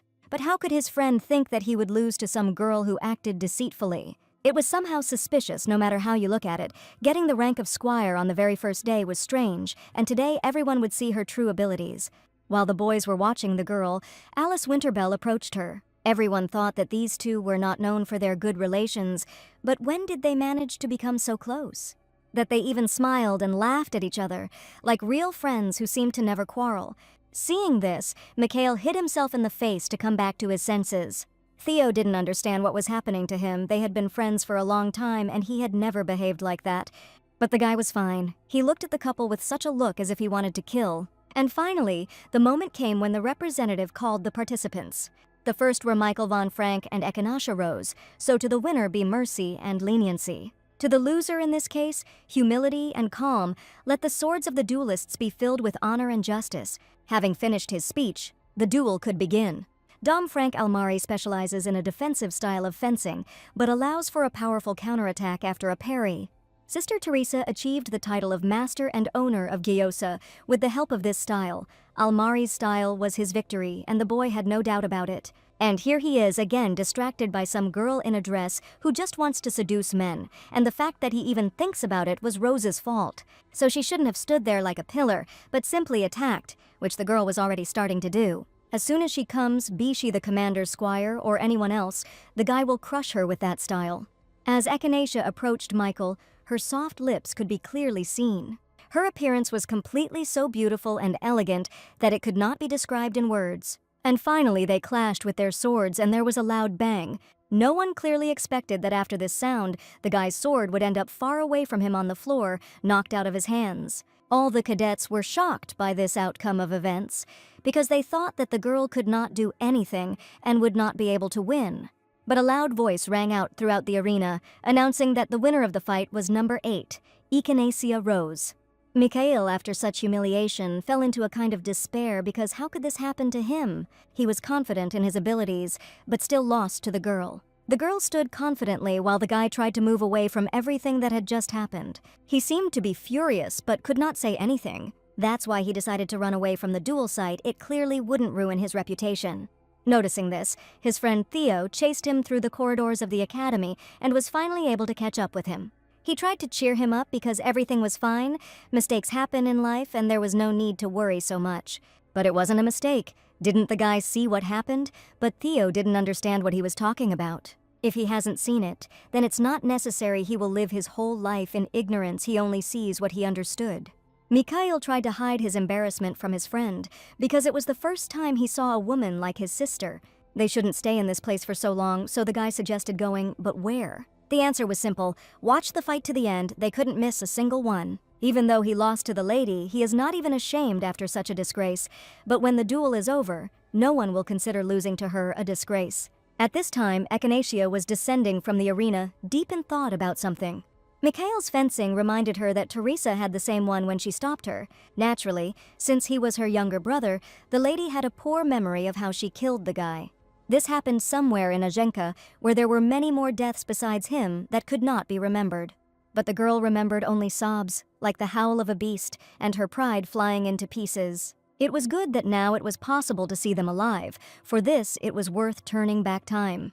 Mikhail took his sister as a role model and followed her example in everything. But the defensive style of fencing did not seem to suit his character. For Teresa's sake, if the opportunity arose, she would give him advice. Her thoughts were interrupted by the joyful voice of Miss Winterbell, who was happy for the girl because she showed a completely different side than during the sparring with her. It was high time for the cadet to call her by her first name, otherwise the etiquette was giving her goosebumps, and if she would treat her more simply, she would be able to practice with her again. The girl agreed to this condition, but she should have addressed her simply as Ihai, but Alice was still a little unprepared for this. But did this really require special determination? Remembering that they would fight together in the second round, the girl beamed because she had been waiting for this moment since the day of the draw. This was a bit problematic because the lady wanted to get it over with quickly and quietly. But unfortunately, she won't be able to do it again. During the duel, Rose continued to show off her new techniques and didn't forget her old ones. From such excitement, Miss Winterable's whole body trembled so strongly that even the sword showed it. How could one turn away from such eyes that were just waiting for a new fight with the girl? All she had to do was keep him company, which was also not bad. So with quick movements of her hands, she was ready to deliver the finishing blow, who once again knocked the sword out of the cadet's hands, not even giving her a chance to win. After that, everyone kept saying that she was the genius of the century, even against that same Alice, as if she were conducting a training sparring match. If you don't count her inability to use mana, she could compete even with real knights. The commander apparently knew about this, which is why he appointed him squire, but who started the rumors about illegal entry. Finally, the ranking tournament was a success and it was evening outside. Cadet Echinacea was congratulated on winning first place in the tournament. Until the next tournament or duel, she was the first among the first years. At the general tournament, everyone will be nervous and there will be a real commotion in the upper ranks. She wanted to quickly return to the room, and then they pester her. Now the boy understood why the commander had appointed her squire. He could see her talent. But what was her secret, because the House of Rose was never famous for its sword? Who could she have been trained by? Perhaps Commander Urian himself has been training her for a long time. Echinacea was simply self-taught, which is certainly not what the presenter expected. Tired of his constant chatter, the lady asked him to leave because she was tired after the tournament, in which case Ian left. Lady Winterbell watched this whole scene from afar, not understanding the gist of the conversation. It was so tiring, it would have been better if she had just made a scene. The cadet was interested in what they were talking about, but there was nothing special. He was just talking about the rating of newcomers. But now Rose was only concerned about whether Alice was okay, although everything seemed to be fine with her. The problem was that her rating would be too low for her abilities, but that wasn't a big deal for her. The girl got something more important than a rating, so for now she will focus on honing her technique. It was a truly chivalrous response, honest and true to herself, unlike types like Ian. Rose wanted to convey all her thoughts to the girl about this. After all, she really wanted her to become a full-fledged knight of the azure sky. She really was suitable for this role. Until now, the lady had read fencing only as a technique for effective killing. But when she crossed swords with Alice, things were completely different. Rose seemed to have taken on the spirit of a cadet who took the sword seriously and honestly. Yes, there are those who take up the sword not to kill, but only to protect citizens from danger. Just as there are those who take up the sword for self-improvement, regardless of others. If she needs it, the girl can turn to her for sparring at any time. After all, it will only be a joy to cross swords with her. These words touched Miss Winterbell's soul deeply, as if she had been waiting for these words for an eternity. She took the lady's hands in hers with such tenderness, wanting to thank her with words. She was so glad to have met such a beautiful girl as Lady Echinacea. Rose couldn't stand all this tenderness. Blushing, she didn't understand why she suddenly took her hand. But couldn't it have been done like that? Well, not that it couldn't have been done, but it really embarrassed the lady. So she finally suggested going back to the room, as it was starting to get cold outside. Today, the lady could also wash first, but she was going to do so even without Alice's words. When all the tournaments were held, all the cadets wanted to see the results. This time, the hunt for monsters was much larger than usual. On the march, this is the commander's order. Judging by the number of people, it will be very difficult this year. I wonder what is going on in the gorge. Besides, as expected, these three became the best among the newcomers. Now it's worth looking at what they are capable of in this campaign. At this time, Lady Rose was sitting in the open-air establishment and asking why Alice had suddenly changed her mind. She said that for now she would only focus on preparing the sword, but the lady saw the name on the list of participants. She just recently fought the second place and swapped ranks with him because she didn't want to miss the chance to gain combat experience. Experience can be gained later, so why rush with this approach? But the girl did not want to miss the first trip with Ihai. But she said that she could train with her at any time, and training and a real fight were completely different things. While they were discussing this topic so heatedly, a man approached them and was finally able to find them. It turned out to be the elder Barak. He came to praise Rose for getting into the ranking, and in first place at that. Lady Alice immediately greeted the man, but there was no need for such formalities. He must have had some business with them, but nothing special. Seeing the announcement, he just came to tell them to prepare well. As good as they are, this is the first real fight for both of them, and with monsters at that. As far as she knew, the Azure Sky Knights usually sent out students on request, but this approach seemed different. Everything was correct. The Knights of the Azure Sky every spring, in addition to the usual tasks, choose a region where monsters are especially active and carry out a cleanup. At the same time demonstrating strength, the destination was the White Raven Gorge, the very place where it became a battlefield last summer. The gorge is located on the border, it was used for ambushes, and therefore many soldiers died. Places where many people have died soon become lairs of monsters. In the past life, the Knights of the Azure Sky were destroyed, and the country suffered greatly from monster attacks. This time the commander and 3 owners of the GIOs will be participating. This is a good opportunity for them to gain experience, so it is better to keep up. And of course, the man also felt the purge, because he was the squire of the deputy commander. That's what Echinacea thought. Something would definitely happen on this trip. She needed to make sure that the people she knew, including these 2, didn't die. And also, we need to find out if there are any owners of the GIOs who remember the erased past. On the 12th of May, 1629th year of the Sacred Era, the entrance to the White Crow Gorge began. Once most of the tents were up, Rose learned that she had been assigned to Commander Urian. But what was there to be surprised about? She was his squire, and there were only 8 days left until the end of her probationary period, so it was natural. On this campaign, she should stay close to the Lord and help him in everything. The Demon Sword was glad about this outcome, because now she would be able to keep an eye on him from a very close distance. The squire must pitch his tent next to the Lord's. It was probably the first time she pitched it, so Barak will help the lady with this. He shouldn't have bothered so much, but the man was already dragging the tent. It would only take 30 minutes. But the girl really could have put it up herself. All the cadets were already whispering about it, that the lady apparently didn't like hard work. Such attention is completely inappropriate. If other owners of the Hyosa see it, it will be worse than ever. A red-haired man approached them, noticing how Barak was helping the girl. Passionate love on the battlefield, it was so sweet. The man clearly didn't expect someone to come up to him from behind. After all, he was just helping the younger one. He had long ago understood from his voice who that man was. This is one of the owners of the Geos, Lord Dietrich. Hearing one name, Echinacea immediately realized that her fears had become reality. She remembered that red hair, finally fully realizing that it was Dietrich Sarua. Dietrich escaped while Teresa tried to stop her in order to convey the news about Ayenka to Urian. But Rose caught up with the guy, even though he was already on horseback far from the academy. And since she was here, it means Teresa couldn't stop her and died. So the girl will die on this spot. The man seemed to go crazy after this. They fought in a fierce battle, not for life, but to the death.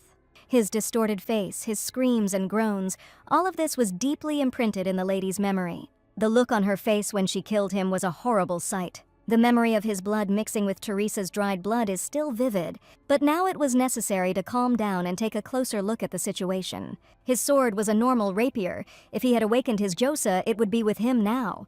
This means that now Dietrich is not the owner of the Gyasa. He is not yet a master, but only a junior knight. That is, the current Dietrich had no memories of the past, which significantly improved the situation. The man kept teasing Barak that they were lovers, even though they weren't yet. But if she is not his girlfriend, and he did not try to seduce her, then why is he helping to set up the tent? What was wrong with helping the younger one that you like? But it was very bad. If you look around, if he really cares about the younger one, then you should think about how his actions look in the eyes of others. Only now did he realize the whole situation of what was happening, but he shouldn't have been so worried about her reputation. Even though she didn't ask for help, he accepted it, so the result would have been the same. In that case, that explained everything, but Dietrich wanted to tell the lady something else. She immediately thought that it was about her clothes, but this was not the case at all. He knew a thing or two about geniuses, like the commander who was now in the clouds. They were roommates at the military academy, so I knew a lot about him. But in general, observing geniuses, he noticed one common feature among them. All geniuses were some oddballs, and she was clearly no exception.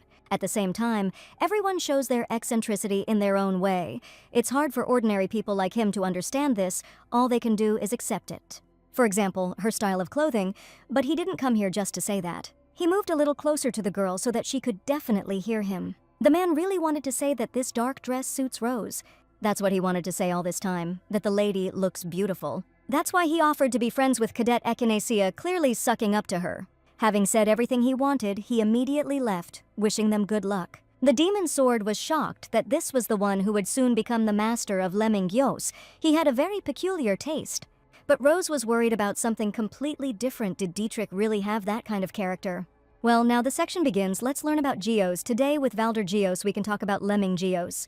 Lemming Gyosa, it has many nicknames. For example, it is the sword of conquest, the twin sword, and the meaning was the test of delight, a rapier, on the blade of which red reflections dance like flames.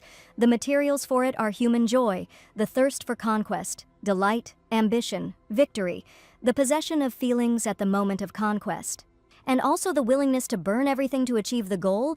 You can't imagine anything more boring. It is said that it resonates with the Demon Gyosa dual sword. I wonder if there is a connection with the Demon Gyosa owner. But that's all. Rose takes the already much talked about sword. It's worth waiting for the next issue. While the girl was thinking about this whole situation, Dietrich had long since gone off to talk to the other cadets. For her, it was like a storm had passed through, and not a conversation with a man. Only after this was Barak able to approach Echinacea with an apology. He wanted to help her so much that he didn't even pay attention to how it looked from the outside and how it would affect her reputation. But everything was really fine. He shouldn't blame himself so much for it. The older comrade simply helped her, not because she was a lady and could not cope on her own, but because she was a junior squire. That was true, so he shouldn't have stooped so low. Although the man was shocked by her kind words, he was pleased that the lady spoke like that. In that case, he could go, saying that he and the deputy commander of the barracks were nearby and if she needed anything she could contact them. Well, Rose had to get to work and finally set up her tent. Once I started working, it was difficult but possible, even though a lot of time had passed. As soon as she set up the tent, it was deep night and torches could be seen outside near the tents. At this time, Echinacea was sitting in her room and looking at Urian's cloak, which he had lent her long ago. Even the demon sword didn't understand why she looked at him for so long and did nothing else. The lady wanted to return the commander's cloak today. She was finally going to meet him. What a wonder. But the girl definitely won't dare to do this, so she'll go late at night. Urian had not yet returned to his tent, which was to the girl's advantage. In that case, she should have left the cloak on the bed as quickly as possible and gone to her room. Sneaking around like a mouse wasn't the sword's style, but what could she do? She couldn't meet him anymore. Having reached the right tent, the lady carefully opened it, hoping that there was no one there. But to her horror, her plans did not go at all as the girl expected and planned. There was someone in the barracks thanks to the moon, which illuminated the entire street and fell into the tent. You could see a silhouette. This aura, it was Uriana. She relaxed in vain. She should have checked first if there was anyone inside. Realizing that someone had entered the barracks, the man immediately lit the candles that stood next to him. He saw Cadet Echinacea, who was clearly frightened by what was happening. But he was more interested in what business she had come for at such a late hour. The girl tried for a long time to answer this question because she was still perplexed. Looking at the cloak that was in her hands, the lady wanted to return it, also not forgetting to apologize for bursting in so late. Urian looked at the cloak for a while. It was a bit of a strange behavior for a cadet. But he had no choice but to take his thing back. Coming closer to Rose, he took his cloak with careful and such gentle movements. Urian, today he was somehow different from usual. The girl immediately noticed this from his facial expression. He seemed upset about something. Staring at the thing in his hands for so long, the man could only ask if she really came just for this. That was true, but why was he asking her such strange things? Almost forgetting, Echinacea thanked the commander for the medicine and ginger tea he gave her last time. He was so hoping for some other words, but all he got was this. A little upset, the man still hoped that the drugs helped her. It was so, only thanks to them, the lady was able to recover so quickly. These words immediately raised the man's mood. Urian smiled so defenselessly that the girl could not take her eyes off such a wonderful smile. He seemed to smile at her with such tenderness, as if he had loved her for a very long time. But all these thoughts were interrupted by a picture that suddenly appeared before his eyes, where the Lord was already covered in blood. That moment hurt Rose so much that she couldn't get the memories out of her head. All her thoughts were complete nonsense. Such illusions were an insult to Urian's honor. After that, she didn't want to be in the barracks anymore, so after asking for an apology, she decided to take her leave. But the man didn't want to let her go so easily, so before she left, he asked her to wait. She still had questions, such as whether she had ever encountered demons. This question made me think, because I had to come up with an answer. When she was controlled by a demonic moss, demons were born in every ruin she passed, so during the time she was collecting Gyoza, there was a lot of demon hunting. And one day, she was sucked in there and had to suffer a lot to get out alive, but it was impossible to talk about it. Having come up with what she saw, when fighting demons, many things were different from fighting people. The lady studied this, to some extent. Urian had no doubt about her swordsmanship, but demons were unpredictable creatures, so he shouldn't stray too far from him. But why is he so confident in her sword skills? The man has never seen it. How could he see her fight if he never even showed up for training or tournaments? It turns out that he personally saw her take the entrance exams and knows the results of the tournament. She is excellent. The girl was grateful for such a high assessment from him, although she could not show her joy. It was high time for her to go back to her tent, apologizing once again for disturbing his rest. But Urian wasn't going to sleep all night, so Rose didn't have to worry about that and could go and rest peacefully. The demon sword found the whole situation funny, telling people to be careful of the demons, even though he was weaker than the lady. He should have shut up a long time ago and never even mentioned this man's name out loud again. Finally reaching her tent, Echinacea fell exhausted onto her bed, still thinking about Urian. Why did he have that expression on his face the moment he saw her? And what was he thinking when he said such strange and incomprehensible words? The girl did not understand him at all, much less what he felt for her. That night, she had a dream in a luxurious ballroom where she was dancing with someone to a ballroom song.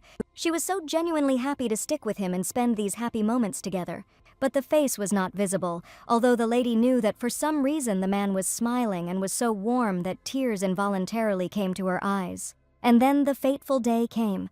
The sky was dark, as if clouds had filled everything around. All the candidates and knights stood waiting for the commander's order. They were ready to fight no matter what the cost. Finally, a voice sounded that from this moment on, they would begin clearing the White Raven Gorge. They were finally in a gorge where an ominous atmosphere reigned, and in such a place it is not surprising to see the appearance of demonic creatures. All that remained was to make sure that everyone was ready to start the fight. But what worried Barak most was Echinacea's readiness. Even at that moment, she was wearing her magnificent dress. Although it interfered with the fight, the girl was more or less ready for everything. The elder was not going to go with him. He should have stayed in the camp with the master. Someone had to guard the camp. According to the original script, Barak was supposed to die during this purge. But the lady didn't know how exactly he died, whether the scenario had changed, and how he would die. The only clue was that it all happened on a rainy night. The man noticed Rose's anxiety, so he tried to cheer her up by wishing her good luck, and that she not leave the commander. They might return before nightfall. The fight was hard and every soldier tried to help each other.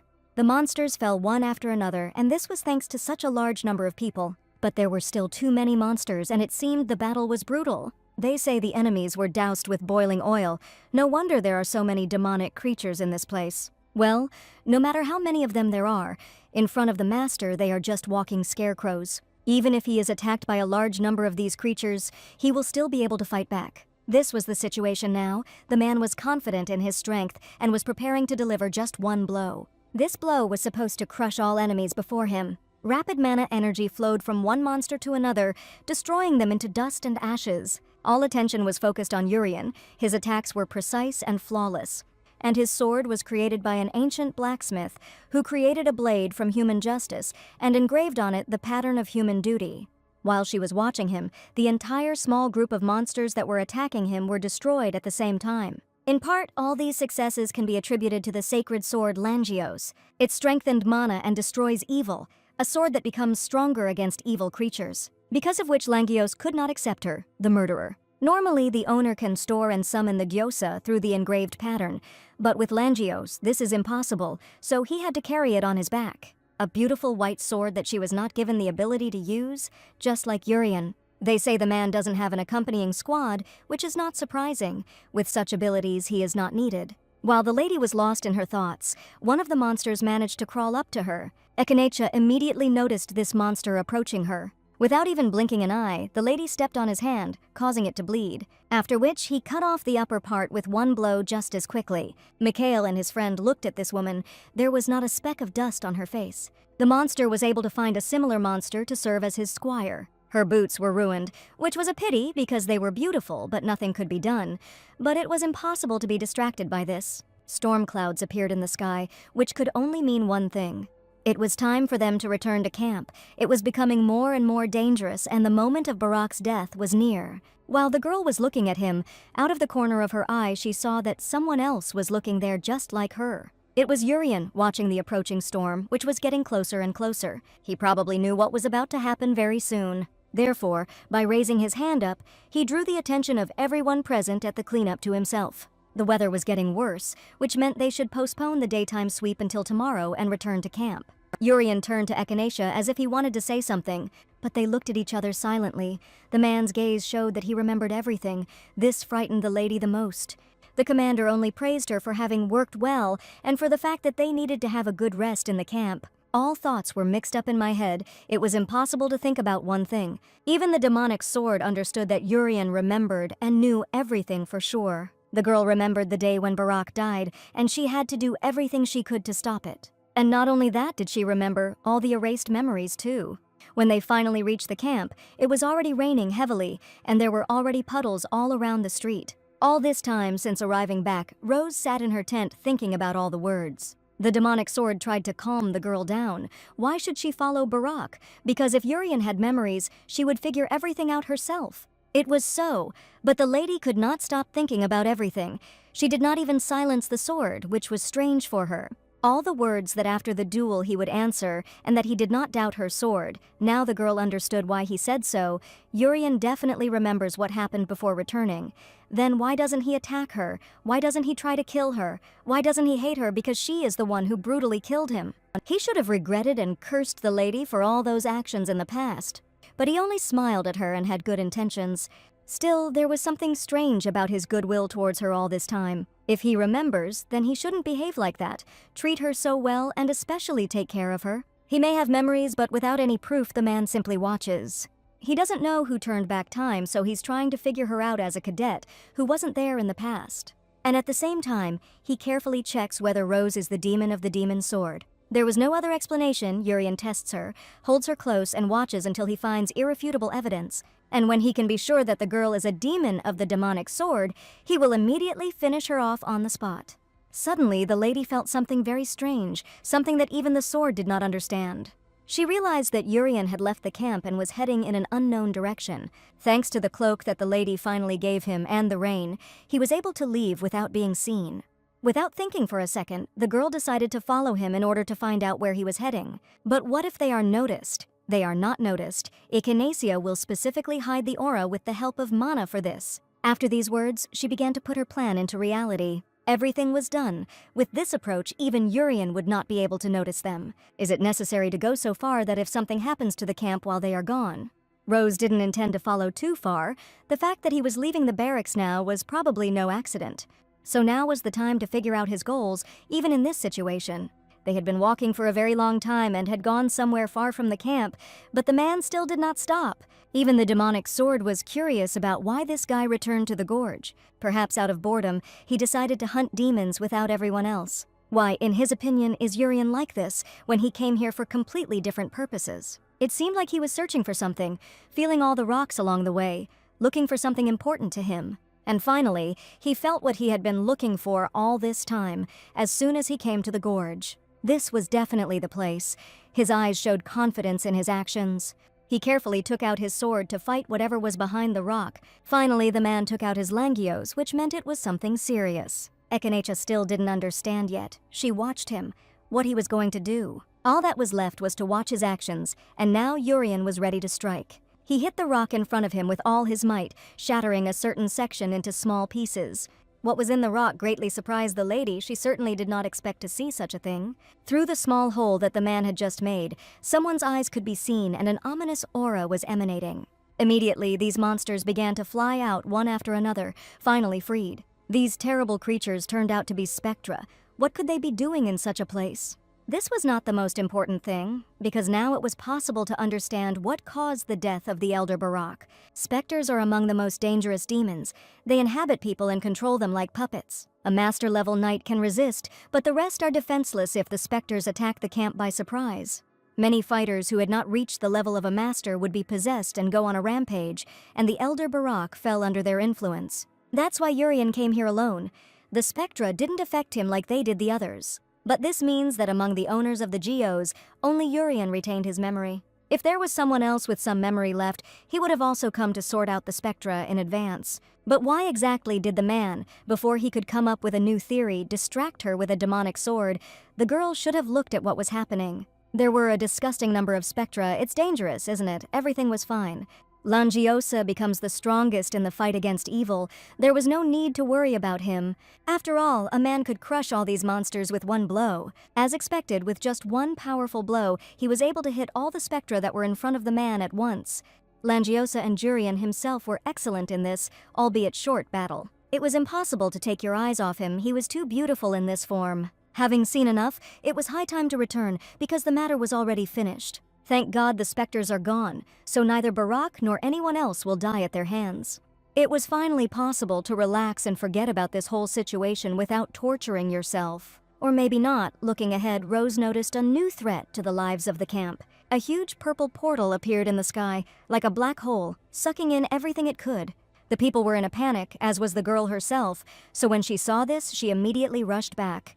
Valdergiosa did not understand what was happening, because he could not see what the lady saw. Somehow, a huge knot appeared above the camp, but why it decided to form in this particular place remained a mystery. If only Urian had known about this, he definitely would not have set up camp in such a dangerous place. So this knot appeared recently. If you get into it, you are finished. All the soldiers ran as fast as they could.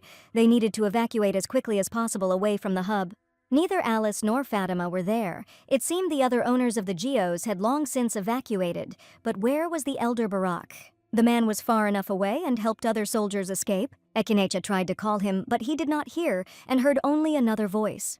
Turning around, it was Ian Pellet asking the elder for help. He checked all the cadet barracks, but he had not yet been able to inspect one of the newcomers' barracks. What kind of tent was this? There was only one answer. Echinacea rose. She had a separate barracks, since she was the commander's squire. The senior knew where she was, but there was a knot nearby, and it was impossible for one to get through. The girl tried to shout to Barak that she was already in the camp and not in the tent, but it was useless. Due to the distance, the screams could not be heard, and due to the crowd, it was impossible to use mana. At this moment, the men had already reached the barracks, trying to check it as quickly as possible. But there was no one there. Apparently she had evacuated in advance, which was good. Once they checked, they should have left quickly. The node was already very close. Only at this moment did the lady manage to run to Barak, trying to warn them to get out of there. The elder was very happy to see Ahai in perfect order. It was like a weight had been lifted from his shoulders. But that wasn't the end of it. He felt something was wrong. Cadet Representative Ian stuck the knife into his ribs and was able to penetrate very deeply. From such a blow directly to the back, Barak lost his balance, which caused him to be sucked into a knot. Only later did he realize what was happening, but his legs were already beginning to enter this abyss. It was already too late to help him in any way. The elder was completely sucked into the knot and there was no trace left of him. While the girl was distracted by this, it was the perfect moment for the guy to hide his knife in his sleeve for the future. This couldn't happen. Everything was well thought out. As soon as the man was no longer visible, she turned her gaze to Ian, who at this time pretended that he had nothing to do with this situation, and allegedly himself could not believe it. But everything had long been clear to Rose. She saw that Ian Pellet was to blame for all this, who pretended to be a fool until the very end, because he was so worried about his elder and younger children. With every second it was becoming more and more dangerous to stay in this place. They had to run if they didn't want to get into the knot, too. The eldest should have gone to a theater troupe, not to a military academy with such a talent for lying. Now was not the time for that. First, it was worth going outside, and then talking outside. Even the Baron was already calling the girl and the guy because they really should leave. Which made Ian a little scared, because in that case it wasn't just the lady who could see him. They will come now, but unfortunately Barak will not be able to. These words hit Baron Tilius hard, the owner of Salik Giosa and the second in command of Azure Sky, who once tried to stop her. Rose remembered his desperate words for her not to go outside and die with him. It was only thanks to him that people managed to evacuate earlier and close the gates. until the demon of the demonic sword reached them, as well as everyone else. In the end, the Baron was unable to stop her, but thanks to the time he gained, many were able to escape, and now he wanted to tell him that his dearest squire was swallowed up by the rift after he himself had pushed Barak into it. Those who should have died are now living, and those who should have lived are dead. How disgusting it is. Ian Pellet is a terrible and long-rotten man. His existence is one abomination. So the girl came up with a plan to take revenge on the guy for all his actions. She decided to go to the knot, and not only for the sake of being able to save the elder, but also to drag into this hell a guy who deserved it. He clearly didn't expect the girl to want to take such a risk, and even more so to drag him there along with her, into that nightmare that is there and it is almost impossible to return. The Baron wanted to stop them and do something, but he couldn't do anything. It was already very late. They were sucked into the rift and there was nothing they could do about it, unless they went there too, which no one would allow a man to do. Even the soldiers who were next to him tried to dissuade him from going there. This knot pulled in everything that was possible and impossible, but over time it became smaller and smaller. Suddenly, a huge stream of mana began to emerge from the rift, blinding everything around. It was so bright and powerful that it was impossible to even open your eyes to look. But when all this passed, Tilius was able to open one eye and was shocked by what he saw. There was not a single living place left of the camp, and in the center there was a small hole. In this hole there were only small pieces of fabric from tents. Only that indicated that something had been in this place before. By this time the commander arrived, but he did not manage to witness the whole spectacle. But he also came too late to change anything. Once inside the rift, there was blood everywhere, and when I fell, there were splashes in all directions. They fell into the camp, but it was completely different, not like in the real world. Looking around, one could notice even more differences from the real thing. The sky was painted scarlet, and smoke was coming from everywhere. There was a battle going on all around. Unknown soldiers were fighting against each other. Echinacea once again found itself in a rift from which it had managed to escape the last time. The rift was a wound in space, cut off from the world, an unknown area. This space was created by the divine sword left by Rakia Gyosa. Unlike Kairos Gyosa, which observes time, Raki Gyosa has the ability to cut through space and wander in it. Although the sword's shape is unknown and not recorded, the places where Rakia Gyos walked become cracks, proving its existence. In this place, the demonic sword felt great, which is not surprising, because this rift appeared over the battlefield. Finally, the guy whom the lady had dragged into this place came to his senses, and he was clearly alarmed because he did not understand where he was and why everything around him had changed so much. They were inside the knot, even if it looked like they weren't because of all the tents. After all, what the space inside it becomes depends on the conditions in which it arose. Reikis Gios does not create a new space, but cuts off and isolates the already existing one. The girl knew everything, and therefore deliberately dragged Ian into the rift. What was she thinking when she did this? The lady must have gone crazy. All these shouts only distracted her from her thoughts, and it would be better for him to remain silent. What was wrong with this girl? From her look, it was impossible to recognize the same Echinacea Rose that he knew. It was as if she had become a completely different person, cold and cruel. The lady finally decided to voice her thoughts. She had been thinking all this time about whether to kill the guy with her own hands or leave it to the elder Barak. In general, the girl did not like killing people, no matter who they were, having already seen enough of it. I just wanted to live peacefully, wear beautiful clothes, eat delicious food, live like an ordinary person with those I love. Do not kill anyone and do not be threatened by anyone. But is it worth considering as a human someone who is difficult to even call a human? Even the demonic sword wanted its owner to use it quickly. There was no one in the rift anyway, and there was no need to be afraid. Perhaps he was right this time. Rose would do it. Dragging Pellet along with her while she looked for the elder would be hard, and it could be difficult inside the rift. It would be better if the guy was hunting her, in which case she would laugh and leave him alone. Whatever he did to her, the girl would have tolerated it, but she will not forgive those who touch others. But what Ian did, the guy still tried to play the boy who did not even lift a finger. It looks like there was some kind of misunderstanding, but now it's more important to think about how to get out of here. But no, the elder now had another, much larger problem than getting out. Therefore, the lady will ask the last question, whether he is capable of repentance and change. This was too difficult a question for Ian, which led him astray. The lady was serious in her words and would not leave him alone until she received an answer. Having decided to play until the end, the boy did not understand what the younger one was talking about. It seemed that she had seriously misunderstood something, trying to fool the lady into thinking it was just an accident. That's how it was, but even these words couldn't fool Rose's head. She knew that he wanted to finish her off. As she thought, the Elder One would never change, even if he tried. The knife with which the guy tried to kill the lady fell to the ground, completely covered in blood. He should have stopped wearing his mask of innocence and shown his true face. Where did this girl get such strength from? He still didn't know a lot about her, and was unlikely to find out. The only question that remained was why he did all this, why he treated the Elder Barak like that. There was no point in hiding my true, selfish, and terrible self. In his opinion, the girl was crazy. She should let him go right now, otherwise she wouldn't live. But what could he do to her? Right? Nothing. Echinacea was tired of listening to that disgusting voice. He should have shut up a long time ago, because they were inside the node, and here there are full of monsters, and who knows what might appear. Thinking that he had finally realized the whole situation around him, one could let him go. But the question remained unanswered: why did he do all these abominations? If his reasons seem compelling, maybe Rose will spare the boy. The guy didn't want to listen to the girl, furiously calling her crazy and a monster, which is partly true. The lady was glad that the elder had become much more frank, but he still did not understand the situation. Ian knew perfectly well why he had pushed Barak into the knot. The reason was simple. It wasn't fair to him, which made him even more angry. He went out of his way to please these arrogant knights, was a representative, carried out all duties.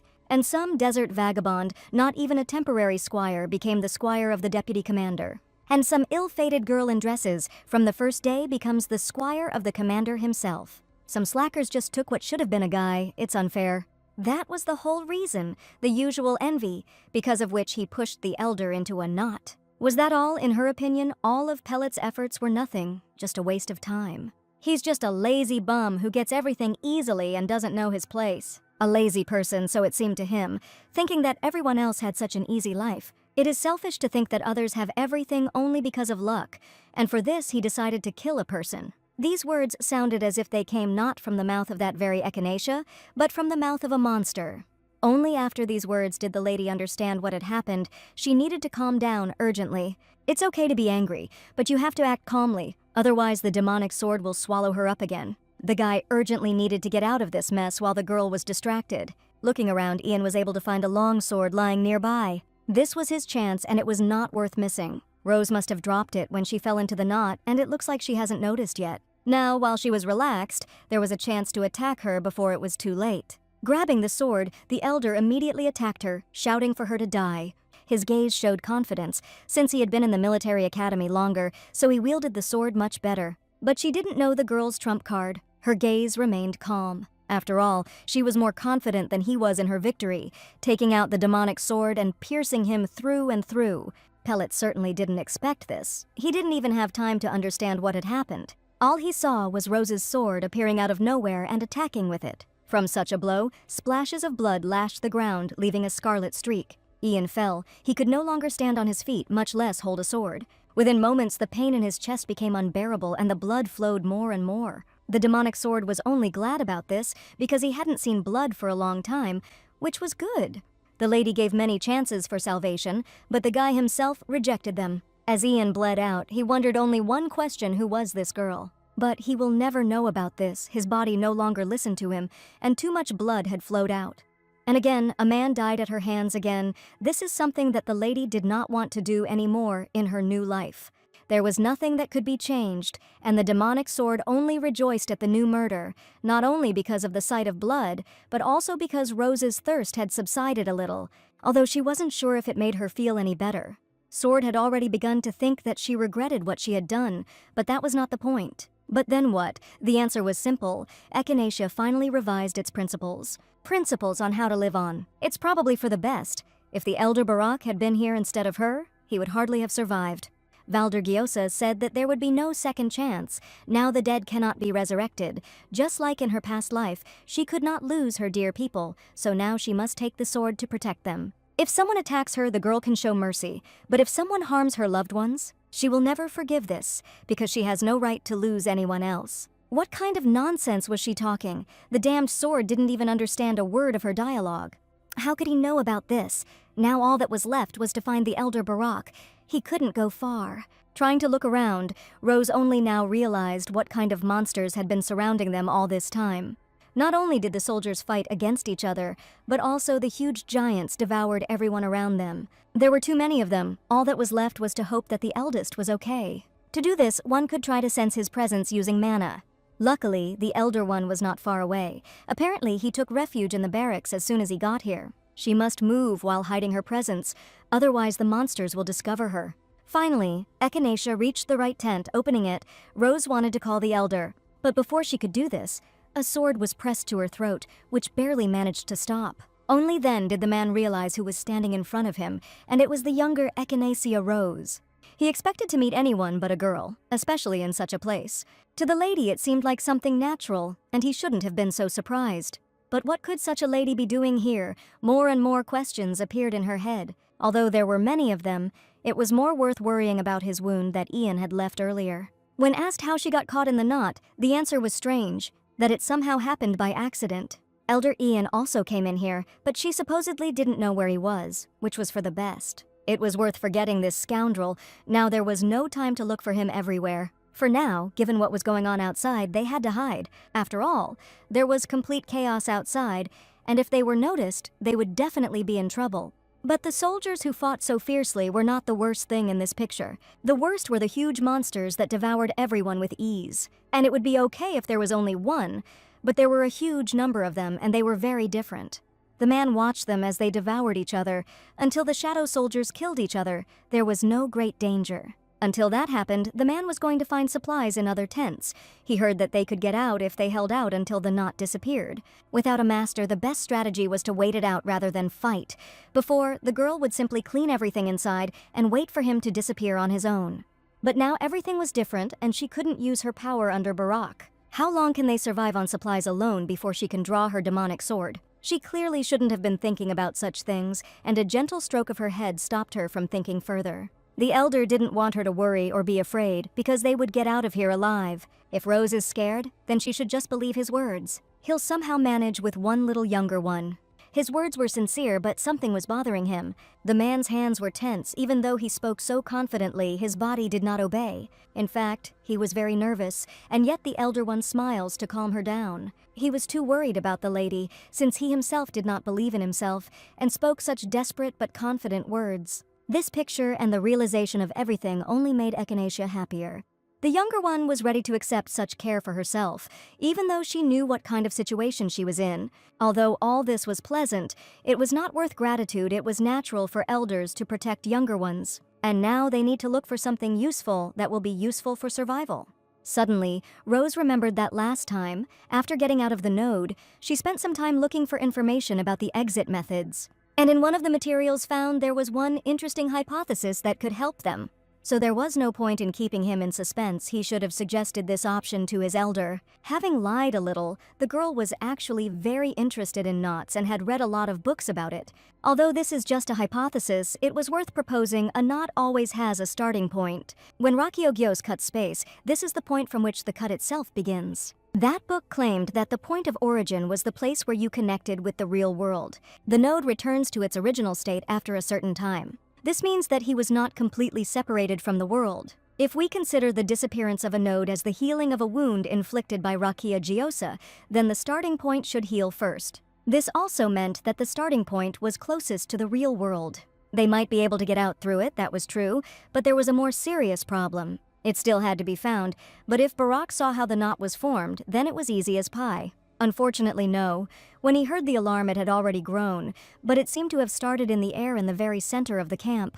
Then there is a high probability that she is right there. They urgently needed to check the center of the camp. Good idea. Even if they just wait, the node will start to open from there, and when they get out, it will only be thanks to Rose. The blow of joy that was dealt at that moment turned out to be too strong. The man could not calculate the force. But now was not the time for reproaches. They needed to look for a starting point. In all his joy, he didn't even notice that Ihai, surprisingly, didn't panic at all in such a situation. Although Barak put on a brave face in front of her, they say that very few managed to escape from the knot alive. Whether they would be able to get out in that case with their abilities, it sounded like something unrealistic. The man's conscience for his behavior devoured him, and he could not help but ask the lady, why wasn't she scared? Even though there were the most terrible monsters around. This question involuntarily slipped out of my mouth, but I can't take my words back. It was awkward, because she was probably just as afraid as he was, but she just didn't show it. But that wasn't the case. The girl was not afraid of everything that happened. because Barak promised to protect her. And she believed him, so she wasn't worried about what he might think. He should have trusted Rose just as much as she trusted him. Ekanacha's words sounded like bright rays of the sun that illuminated all the darkness. Confidence and charm swept away all the fear that the man once had. They promised each other to get out of this difficult situation together. But when they went outside, it turned out that there were almost no shadow soldiers left. And it looks like they can't just get through this way now. They had to come up with another plan, which the girl already had. She just needed to take the necessary materials. One of them turned out to be a sheet that was lying on a barracks bed. They had to use her because they had no other choice. But what was Rose going to do with it? Clearly not throw it on herself and just walk away. It is worth transferring to the real world, where only ruins remain from the site of the node. Commander Urian had just returned from his night raid into the gorge and still did not fully understand what was happening. He was only worried about Echinacea, where she was and what was happening to her now. But the news was not the best, unfortunately. She was swallowed by a rift. They have not yet found a way to find the separated rift or penetrate inside. All that was left was to wait for the debris to fall out on its own and hope that everyone who was sucked in would survive. Although the deputy himself was worried about his squire, looking at the man, one could notice something. After all, since the time when Urian was an ordinary cadet, and still, when he became commander all these long 9 years, he saw him like this for the first time. He was always so calm and cold, never showing even the slightest emotion. Right now, he seemed about to collapse. He was so shocked and his grief was understandable. But who was Echinacea to the commander then, that he looked so depressed at that moment? At this point in the knot, Barak was still trying to understand the girl's plan. After all, no ideas came to mind about what she was going to do with an ordinary sheet. The answer was obvious. The lady was going to crumple up the pieces of fabric and set them on fire. Demons usually show interest in fire because they know that there may be people near it. It was a great idea for a decoy. Where did she learn that? It looked more like a mercenary trick. Rose had seen the knights of their house do it, but she would never admit that she learned it when she was collecting gyoza. After a while, everything was ready. By this point, there were almost no shadows left. And then the first fiery projectile flew, which was able to attract one of the monsters. And all the others flew after him. With such numbers, they were able to attract all the monsters. Seeing the fire, as the girl said, they immediately ran after them, trying to catch up. Once all the monsters had fled, it was a great time to go out. As they ran, Echinacea remembered that her and Urian's tents were in the center of the camp. Not forgetting to pay attention to the sky, because they were already almost at their destination, the lady noticed something.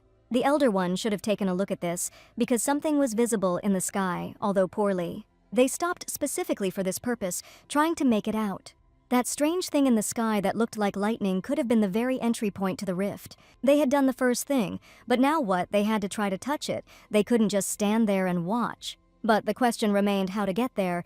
It seemed to be as tall as a 2-story building. The worst part was that Rose couldn't use mana to touch the elder. It was necessary to come up with another plan, and Barak was able to find this plan. He took out a flag from somewhere. It was clearly some kind of honor for the camp. But what the man wanted to do with it was clearly not to stand and wave at the monsters, drawing attention to himself. Thanks to the flag, if she climbs, she will be able to reach. The lady was more embarrassed by the fact that she was heavy, but there was no need to worry about that either. He would be able to support her. It seems that although she knew he had impressive muscles, she didn't think he was that big. In that case, the girl was counting on him. Once she was in the right position, Barak lifted her up, hoping she would reach him. It was hard, but he had to cope with this task, because there would hardly be a second chance. Once high enough, it would be worth checking for demons first. Luckily, they were still distracted by the fireballs, which were slowly dying out. And now, the girl was at the right height. The man was worried about her. First, it was worth touching with the sword, and not with his hand. The fear grew stronger. Would they be able to get out through such a small gap? There was nothing left to do but check. It was risky, but necessary. Plucking up her courage, Rose carefully touched the tip of her sword to the crack. But unfortunately, no one could foresee the consequences that awaited them further. What the lady saw scared her the most. All those monsters that had previously turned their backs to them were now looking at them with their glowing eyes. They felt the lady's actions, which caused them to run at full speed straight towards them. Barak also noticed such a sharp change in the situation. His heart began to beat faster and faster. Ahai had to jump quickly because they needed to get away as quickly as possible. She obeyed him, and without a single drop of doubt jumped towards the man. Even though it looked great, they had to run before the monsters got them. There were at least 100 of them, and they were all running right behind them, keeping up. The girl tried to tell him to let go. But Barak didn't listen to her. He was faster in all respects. They just had to hide. This is unlikely to work, because at this rate the monsters will soon catch up and leave no living place. There was nothing to be done. Echinacea should have used the demonic sword in such a situation, but definitely not in front of the eldest. She should have taken care of him first. The lady had to use the technique on him, hitting him right on the neck, hoping that he would forgive her. After such a precise blow, Barak began to lose consciousness. He hardly expected this. Falling unconscious, he still held Ehi, his body too heavy for her. Of course, with such muscles, but what will the owner do in that case? Once the lady had lifted the man onto her back, she had to carry him to the edge of the rift. Although the rift appears to be endless, it is actually limited to the area that has separated from the real world. Finally, the demonic sword remembered this. They found it in the rift of the temple, where the mistress suffered. The girl was able to carry Barak's body to the edge, where he would be safe. It seemed like all the demons from the rift were gathering here, so it was necessary to act quickly. But the clothes she was wearing were too luxurious for fighting them. There was nothing left to do but tear it up for greater efficiency. Having done everything that was necessary, Rose borrowed the elder's weapon. More and more monsters became visible, which made it even disgusting. They all had to be killed, and Valdergiosa would help Echinacea with this. While there was still time, the lady put away her gloves and the sword borrowed from Barak. The girl had to first summon the demonic sword through the mark on her hand. When she drew her sword, an ominous aura came out, growing stronger and stronger. How much time had passed since the last time he fought too? A lot of time has passed, but there are too many monsters, and Rose saw most of them for the first time.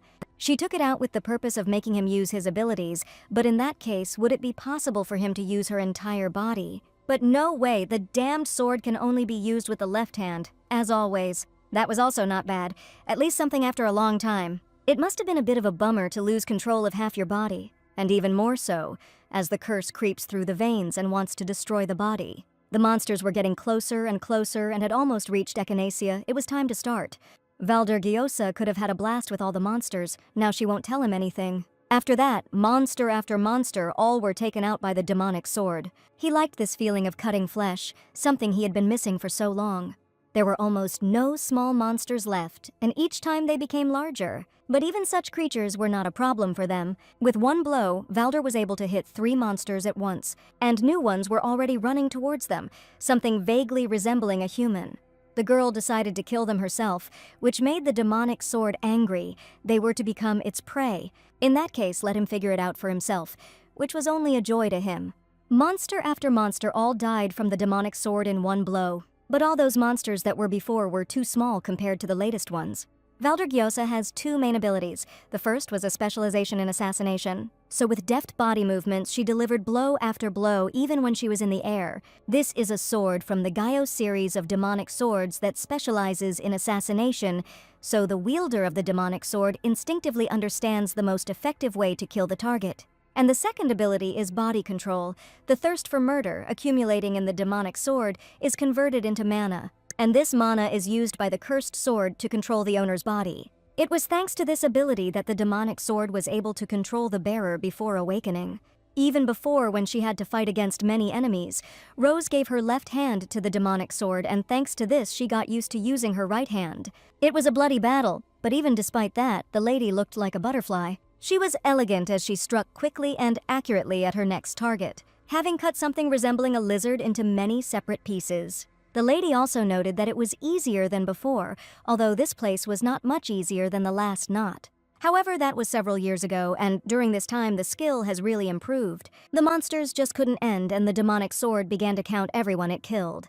He had already killed the 50th since he started counting, going all out, but the lady didn't seem to say that the monsters' tongues should also come off. But he didn't care about it. The demonic sword enjoyed every kill, even though they weren't people.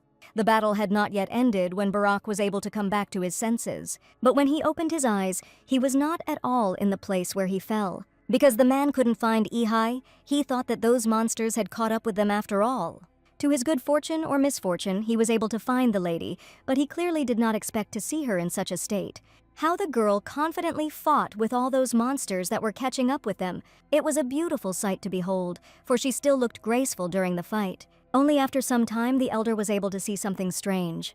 In one of her hands was the man's sword that she had borrowed earlier, but in the other hand was something much more terrible than just a sword, namely the demonic sword Valder, which brings only destruction. And finally, Rose was able to defeat the last monster, which was the most difficult one. It was fun. The demonic sword wanted to play in the knot the same way next time, but it won't happen. The main thing now is that they were able to finish earlier than expected, and the girl should have changed her clothes before the elder woke up. But Echinacea did not yet know everything that had happened during the battle. The cursed sword noticed that Barak had already woken up. The news hit me like a blow to the heart, and I hoped until the very end that he was just joking.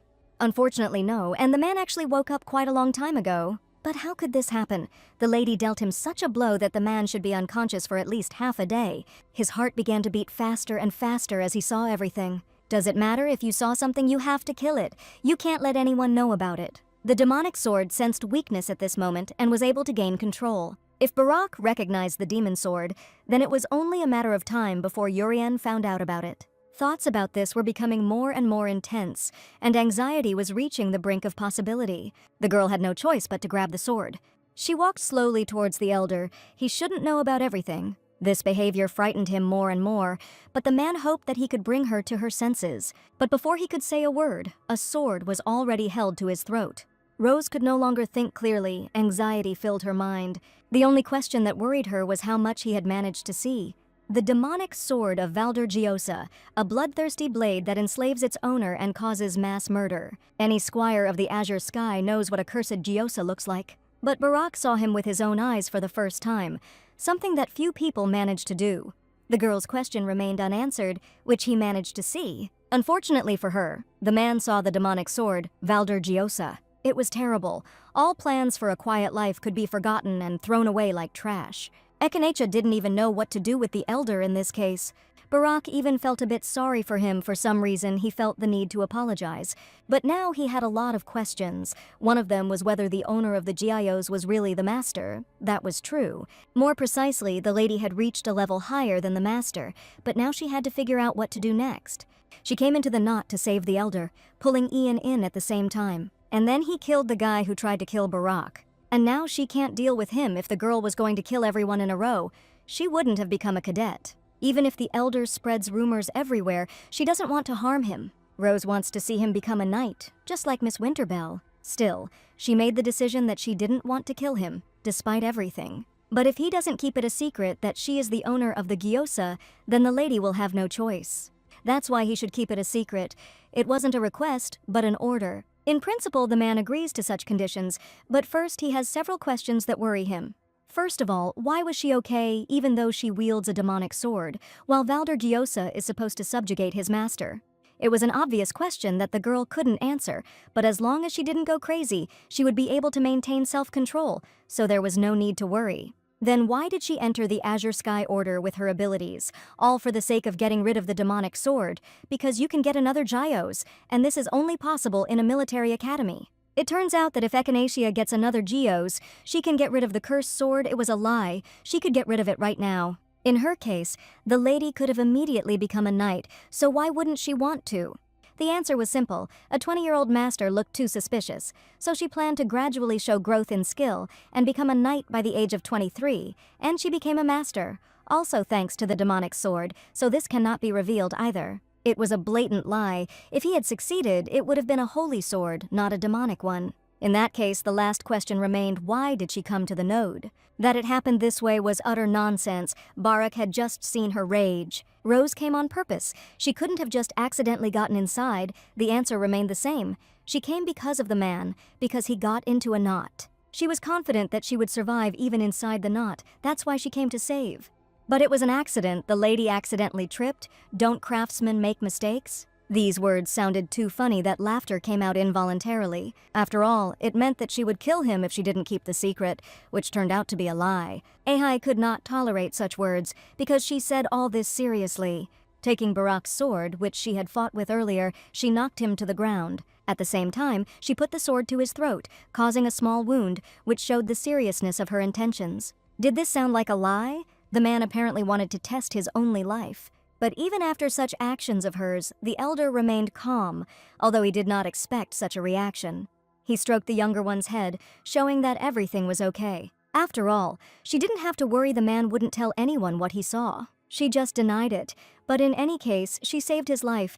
Does he really seem like the kind of person who wouldn't keep the secret of his savior? And of course he will remain silent. He won't even say anything unnecessary to the Lord. Could his words really be trusted? It was immediately obvious from his eyes that he was not lying to her and was sincere in his words. In that case, there were no more doubts, and the sword could be lowered. This time Rose would believe his words, which were so sincere. All that was left was to apologize for the emotional wound, but the main thing was that she believed.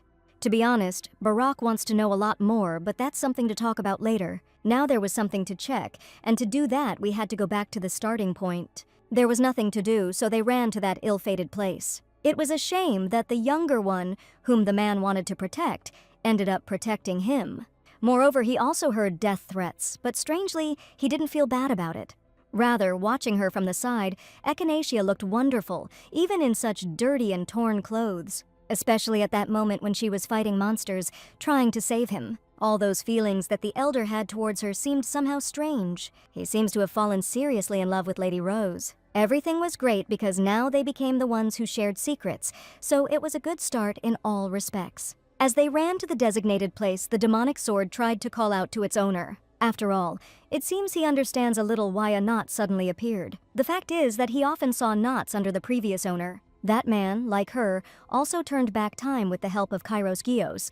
Then perhaps the knot is connected to him. In that case, it could explain a lot and was most likely to be true. Rakyogyos and Kairogyos, although different in nature, are still sacred swords. For example, Rakyogyos follows the distortions created by Kairos Gios. Anything is possible. In any case, she was the center of all the changes, because it is the lady who turns back time, and the more changes, the more often nodes will appear. The previous owner also tried to change this and that in the future, but at some point he began to live calmly, saying that one cannot change what is predetermined.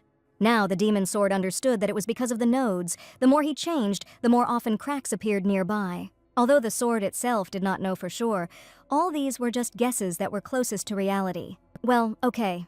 At least now the girl roughly understood the reason for its occurrence. Now it was worth thinking only about how to get out of here. Finally, they reached the center of the camp where the starting point was.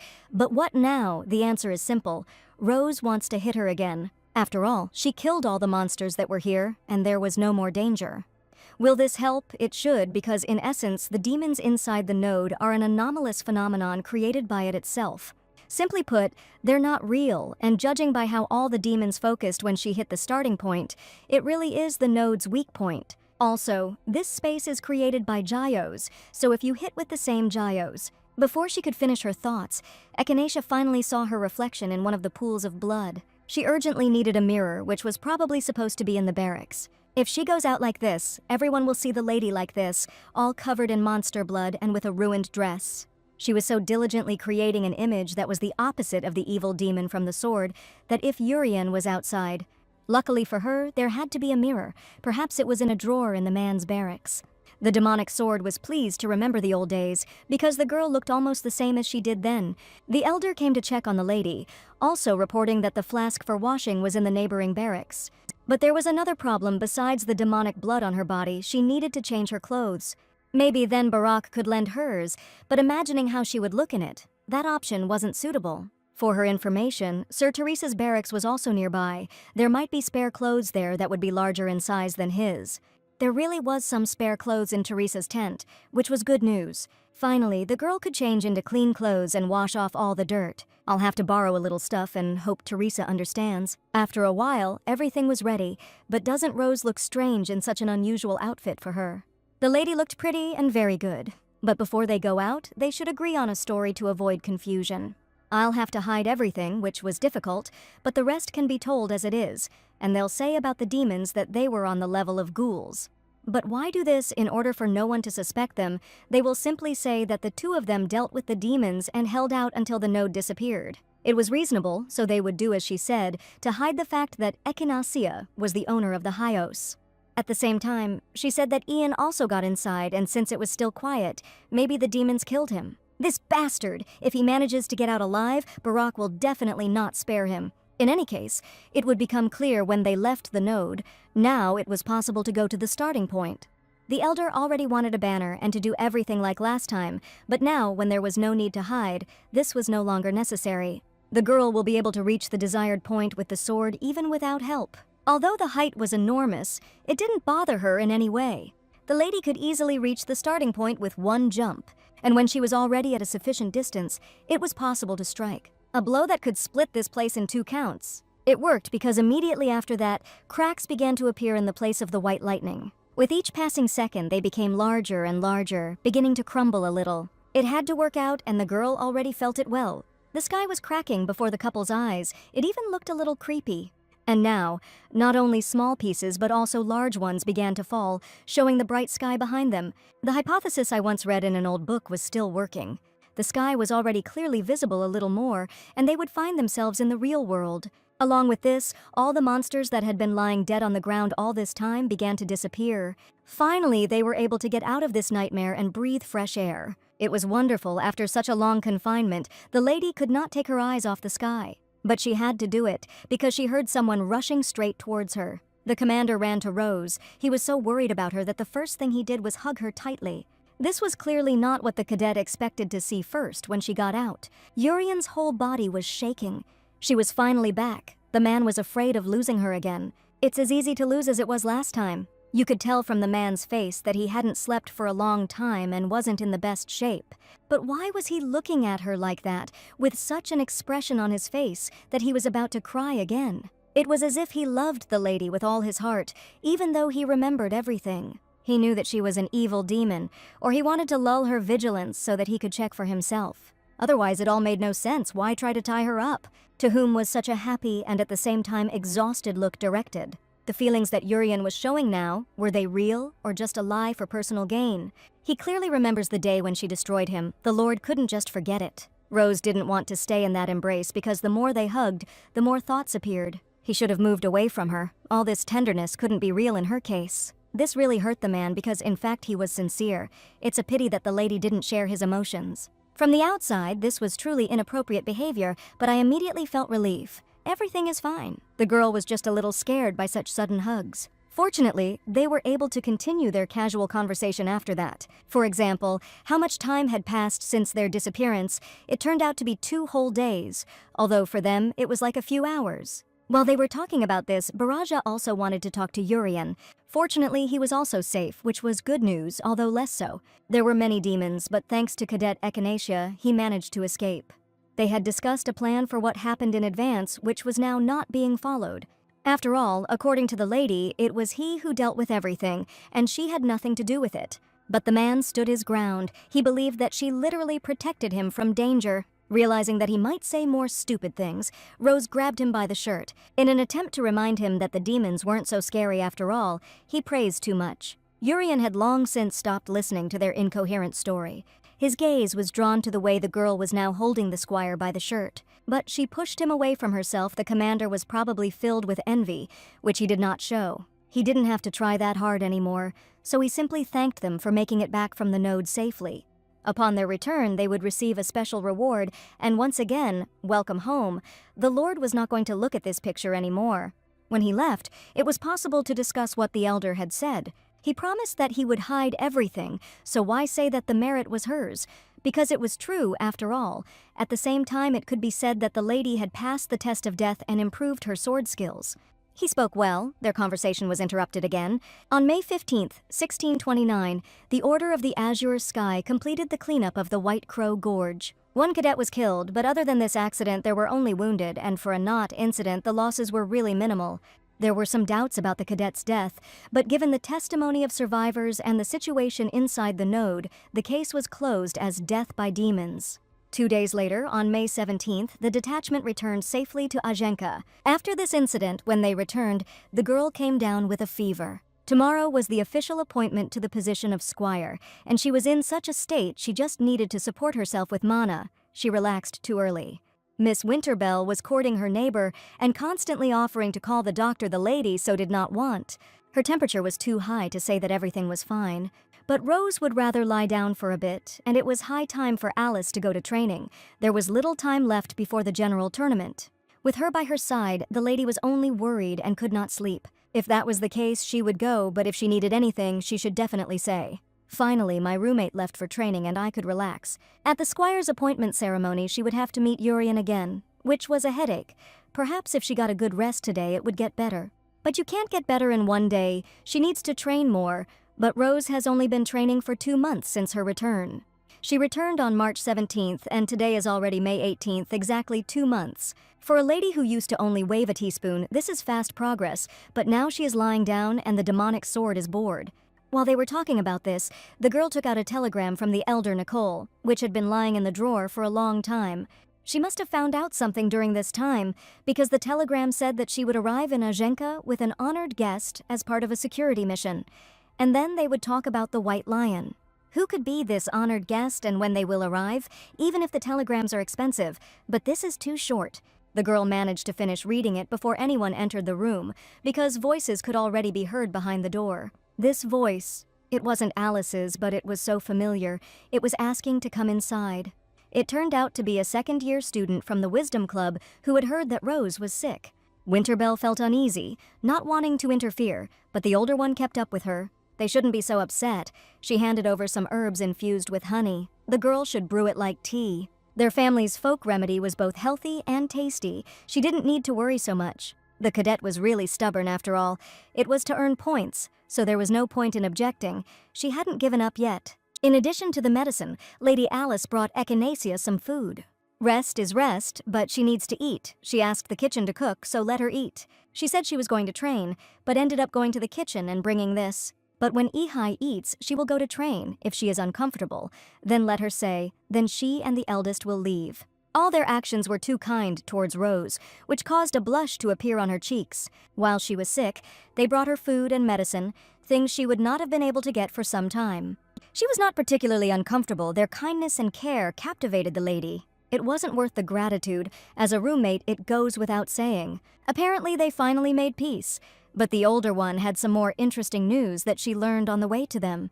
She will tell, but in exchange they will have to join the club. These words were ignored by the cadets. But they agreed that if they became friends, they would join the club together. It seems the lady never responded to this.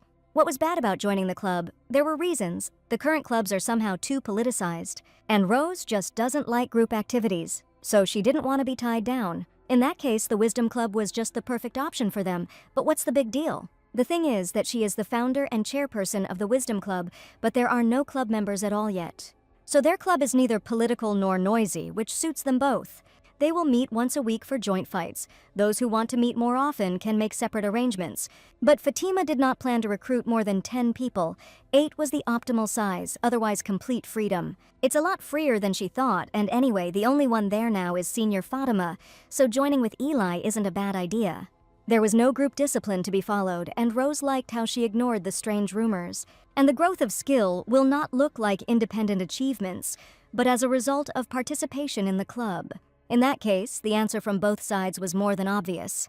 They agreed to join the Wisdom Club on these terms. Finally, Toya was able to persuade the cadets, so now she will try her best. Then they should quickly sign all the documents that she was carrying around with her. This was the basis. But now was not the time for that. They should rather read and sign the papers. Also, on May 30th, the day of the tournament, elections for a cadet representative will take place, which is natural, since it is now free. Exactly, but there were strange rumors that something bad was found in the former representative's room.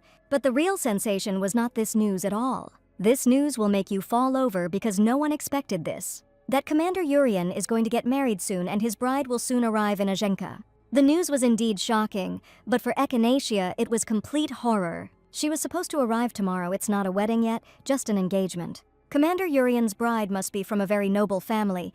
It seems she was Princess Diasant. Rose couldn't listen to all this anymore. All this news was plunging her into despair. Alice and Senior Fatima didn't understand what was happening to her, but the lady asked her to leave because she wanted to rest. Of course, they chatted too much before the sick woman. Alice will return, but only in the evening. It was clear that this was all because of the news about Commander Urian. The girl now didn't even know what to do with him. It turned out it was all a lie. Even the demon sword didn't understand whether Urian had been married last time. There was nothing like that. Before the return of time, there was no engagement or wedding. Even at the moment of death, even the usual scandals didn't happen, so why did this happen now? Apparently, the lady was going to write a letter for the demonic sword. But this is not so. She wanted to systematize what was in the past and what is happening now. First, it was worth starting with events from the past and then comparing them with the present. The first moment was on March 17th. At dawn, the demonic sword was found in the kitchen of Rose's mansion, and at the same time, only an empty package was found. The second moment was the appearance of the sword demon, mass murders in the surrounding lands, starting with Rose's house. Now, in the present, the sword demon did not appear and there were no such victims. The third moment occurred in the spring of the same year. The expedition of the Knights of the Azure Sky against the monsters, the attack of the Spectra.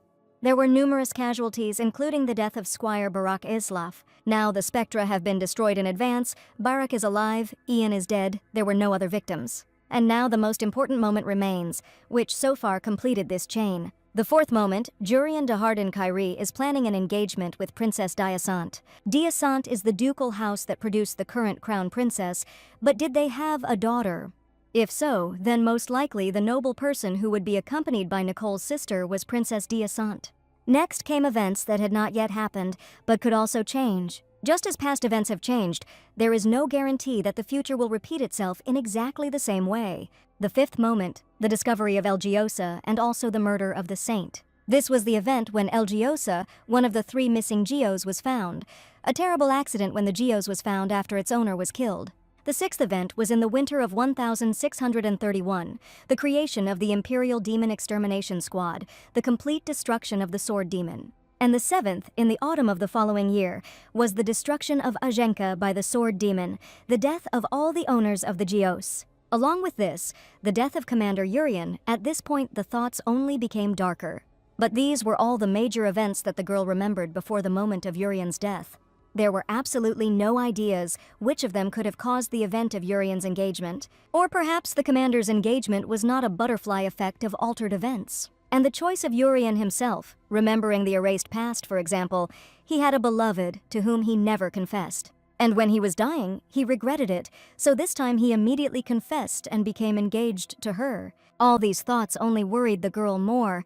She had to tear herself away from this. But she is so stupid, because there could have been nothing in common between her and the commander from the very beginning. Even if a man chooses someone of his own free will, she has no right to do so. My heart only bled more from such thoughts.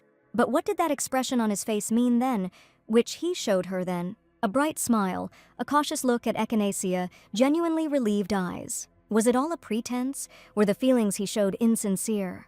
Her dark side confirmed it. How could she believe it was real?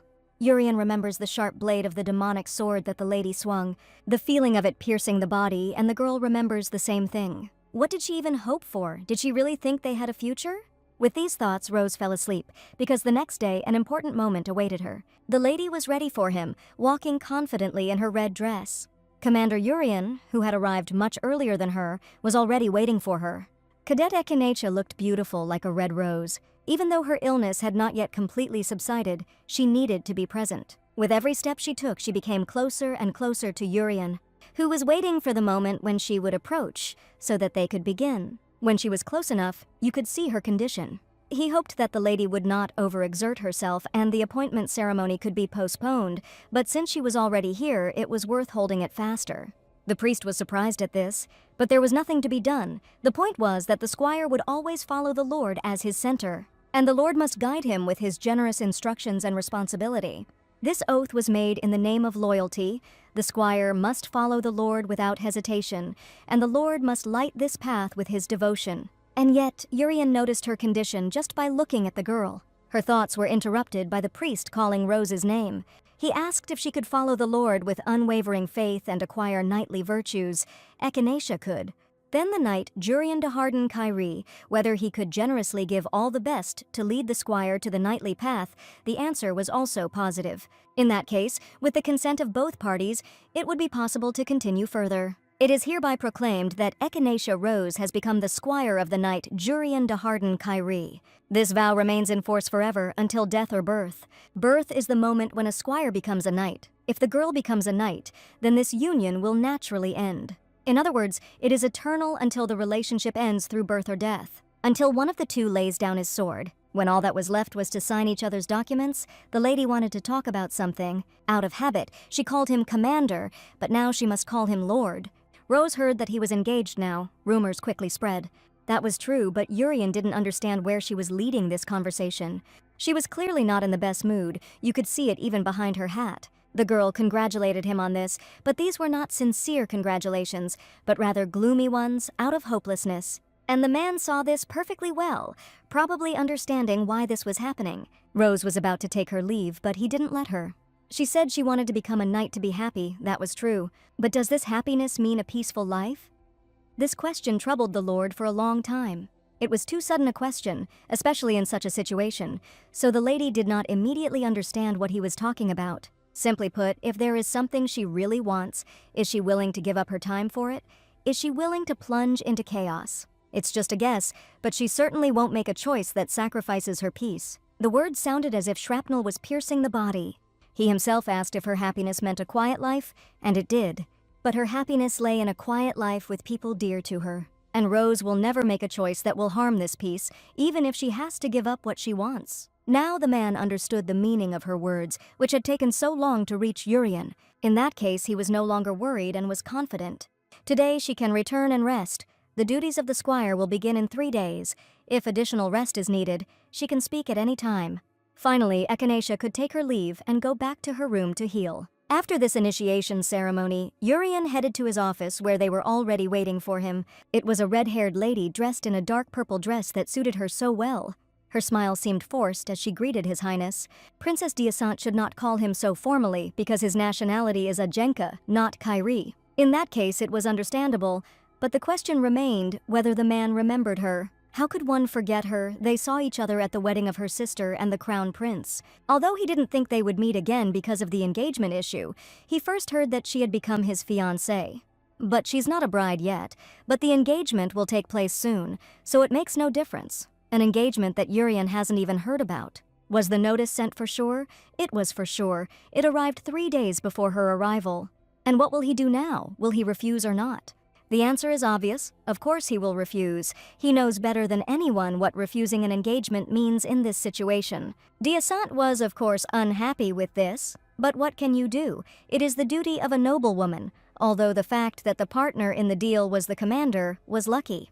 And how many noble ladies suffer from love for him, and now they all know about the engagement. Well, what will he do now? If he declares that they did not agree to this, he will draw his sword against his relatives. It was too difficult a question to answer right away. It took time. The girl understood everything after all. It was not easy to decide. By the way, she didn't care even if he refused the engagement. Frankly speaking, the lady would like him to refuse. But she doesn't have the courage to destroy everything. Of course, in case of refusal, she will definitely receive her compensation. That was enough. Urian wasn't going to listen to her anymore. The deputy would show her room. In that case, she and His Highness will see each other again later. The man was seething with anger and injustice that everything had been decided for him again.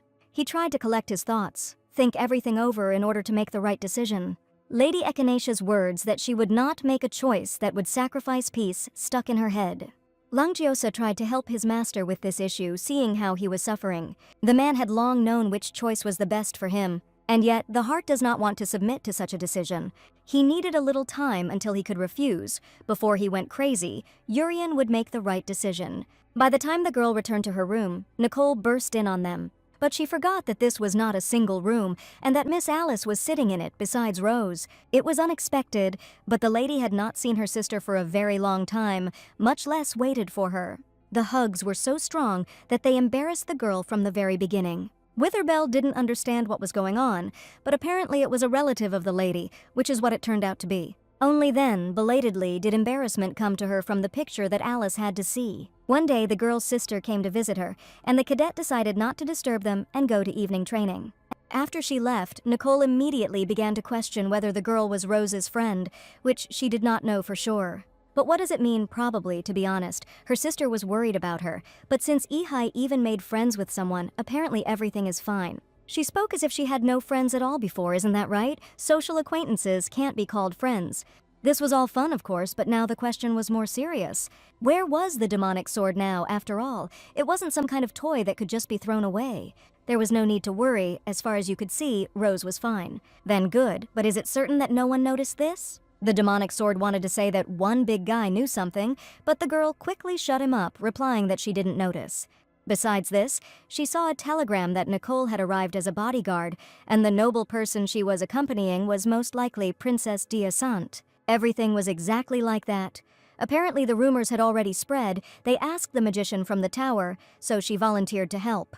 But she didn't volunteer just to see Rose, but why else? The lady had to wait a little to answer this question. Sister should have cast one of her spells just to be safe. She spoke in an unknown language, creating a bright blue sphere with her hands. This spell was serious and very important for the further conversation. A magic circle began to appear around the table where they were sitting and drinking tea, and a barrier was placed over it. It was impossible to take your eyes off it. It looked too beautiful. Nicole cast a spell to prevent any sound from leaking out. Once the barrier was created, a conversation could begin that was worth listening to very carefully. The sister told me what she was able to find out by tracking the origin of the demonic sword. Besides, has Echinacea heard about the engagement of Commander Urien and Princess Diasant? This engagement must take place, no matter what happens. It would be safer for the Earl's House of Rose, for there were those who were ready to kill the princess just to prevent this engagement.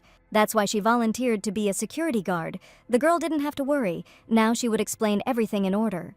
But let her first name all the direct descendants of the imperial family, except His Majesty. Their imperial family has a crown prince who is closest to power, and also Commander Urien, who is the third prince, which means that the second prince should be above him. And what was the name of the crown prince? If the lady's memory serves her right, it was Cruin de Harden Kyrie. That's all true, but did she know what his special talent was?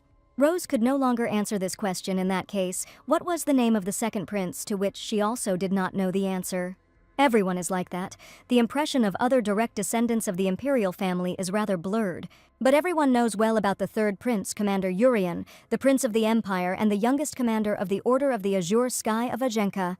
The owner of Lengios is also a handsome man. He has too many qualities that attract people's attention. The problem is that he shines so brightly that the other princes remain in the shadows. Not a very good situation. If he were the crown prince, there would be no problem. But he is the third prince, which means he is in a position where he should not shine. Upon joining the Order of the Azure Sky, one's citizenship changes. Strictly speaking, one is no longer a member of the imperial family. So what?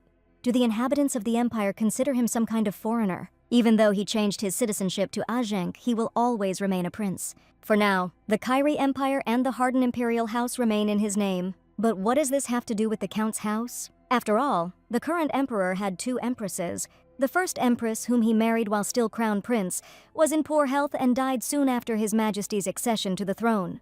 The son she bore is the first prince, and the current crown prince is Cruin de Harden Kyrie. The second empress was the one whom His Majesty truly loved. There were even rumors that they had a relationship before his marriage to the first empress, and they had two sons, the second Prince Care and the third Prince Urien. But the empress died at a young age while giving birth to Prince Urien. Overwhelmed by grief at the loss of his wife, the emperor vowed to take no more concubines. Well, now Ahai should think about it. How does the emperor treat the third prince? The beloved empress died giving birth to this child, and His Majesty no longer needed sons. Of course, Nicole didn't know all the details of palace affairs, but she knew for sure that His Majesty did not like Commander Urien, and most likely even hated him. How is this possible? He is the son of his beloved wife. This was precisely the irony and the problem. A child who was born at the cost of the life of the most precious woman. It was a very cruel story, with not the best continuation. In any case, the current situation of succession to the throne is quite complicated. There is a fierce struggle for the throne. First of all, His Highness the Crown Prince. He is the eldest son, so he has all the grounds, plus both his mother and wife are from influential families. No weak points. But most of all, His Majesty the Emperor favors the second prince, the son of the second empress. In terms of influence, the crown prince is ahead, but His Majesty openly supports the second prince. Because of this, their forces eventually became equal, and they eventually had to rely on popular support. But in fact, the prince praised by the people of the empire was Commander Urien. That's right, from the prince's point of view, Commander Urien is a common enemy. In her past life, Rose was completely unaware of these behind-the-scenes affairs and who ultimately became emperor before her return. It was obvious that Commander Urien was in a difficult situation. It would be better if he remained an invisible prince. Too much talent often becomes a curse. So, the commander chose Ajenka because he didn't want to get involved in the fight. That's not true. They say that the commander was too outstanding from childhood. No matter what he studied, the other princes could not keep up with him at all. Then, His Majesty the Emperor, dissatisfied with Urian, sent him as if into exile to Ajenka. This means that he did not go there of his own free will. Outwardly, it looked like a voluntary decision. But it is impossible to kill or exile an innocent prince, so under the pretext of his outstanding talent for fencing, he was banished to Ajenka. And as a result, he became the master and owner of the Geos. They wanted to hide it out of sight, but he grew up simply dazzling. And the emperor and the other princes are probably now beside themselves after this. Echinacha didn't know about this at all, because she remembers a completely different Urian. He was always a noble and shining man, even if there was misfortune in his life.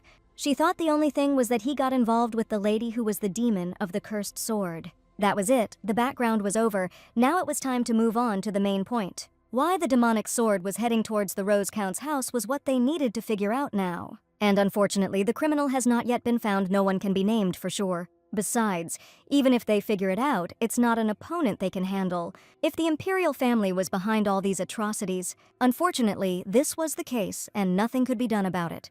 But there are three main candidates, such as His Majesty the Emperor. Also, the forces of the second prince and the forces of the crown prince, perhaps even all three, were acting in concert. The demon sword incident was a plot against Commander Urian from the very beginning. Rose found herself caught in the middle of it, but more details were needed. Of course, Nicole didn't know how the imperial family got their hands on the demon sword, but they definitely wanted to put on a show by sacrificing Rose. If a victim possessed by a cursed sword were to emerge from Rose's house, the puppeteers who knew about it in advance would step in and deal with the situation. Saying that the owner of the Gyosa was nonsense to them was because they could have dealt with the demonic sword that the Azure Sky Knights had missed. This is how they wanted to show themselves, without knowing who exactly they wanted to elevate with this performance.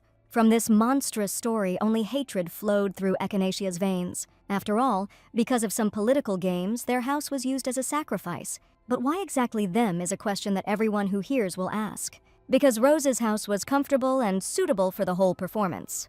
No connections in political circles, not particularly influential or wealthy nobles. There are people with talent for swordsmanship, but there is no danger of the demonic sword becoming too powerful. It was all complete nonsense. The girl remembered every moment of how it ended. An ominous aura completely enveloped her consciousness, and in her thoughts, there remained only one thing: revenge for what had been done.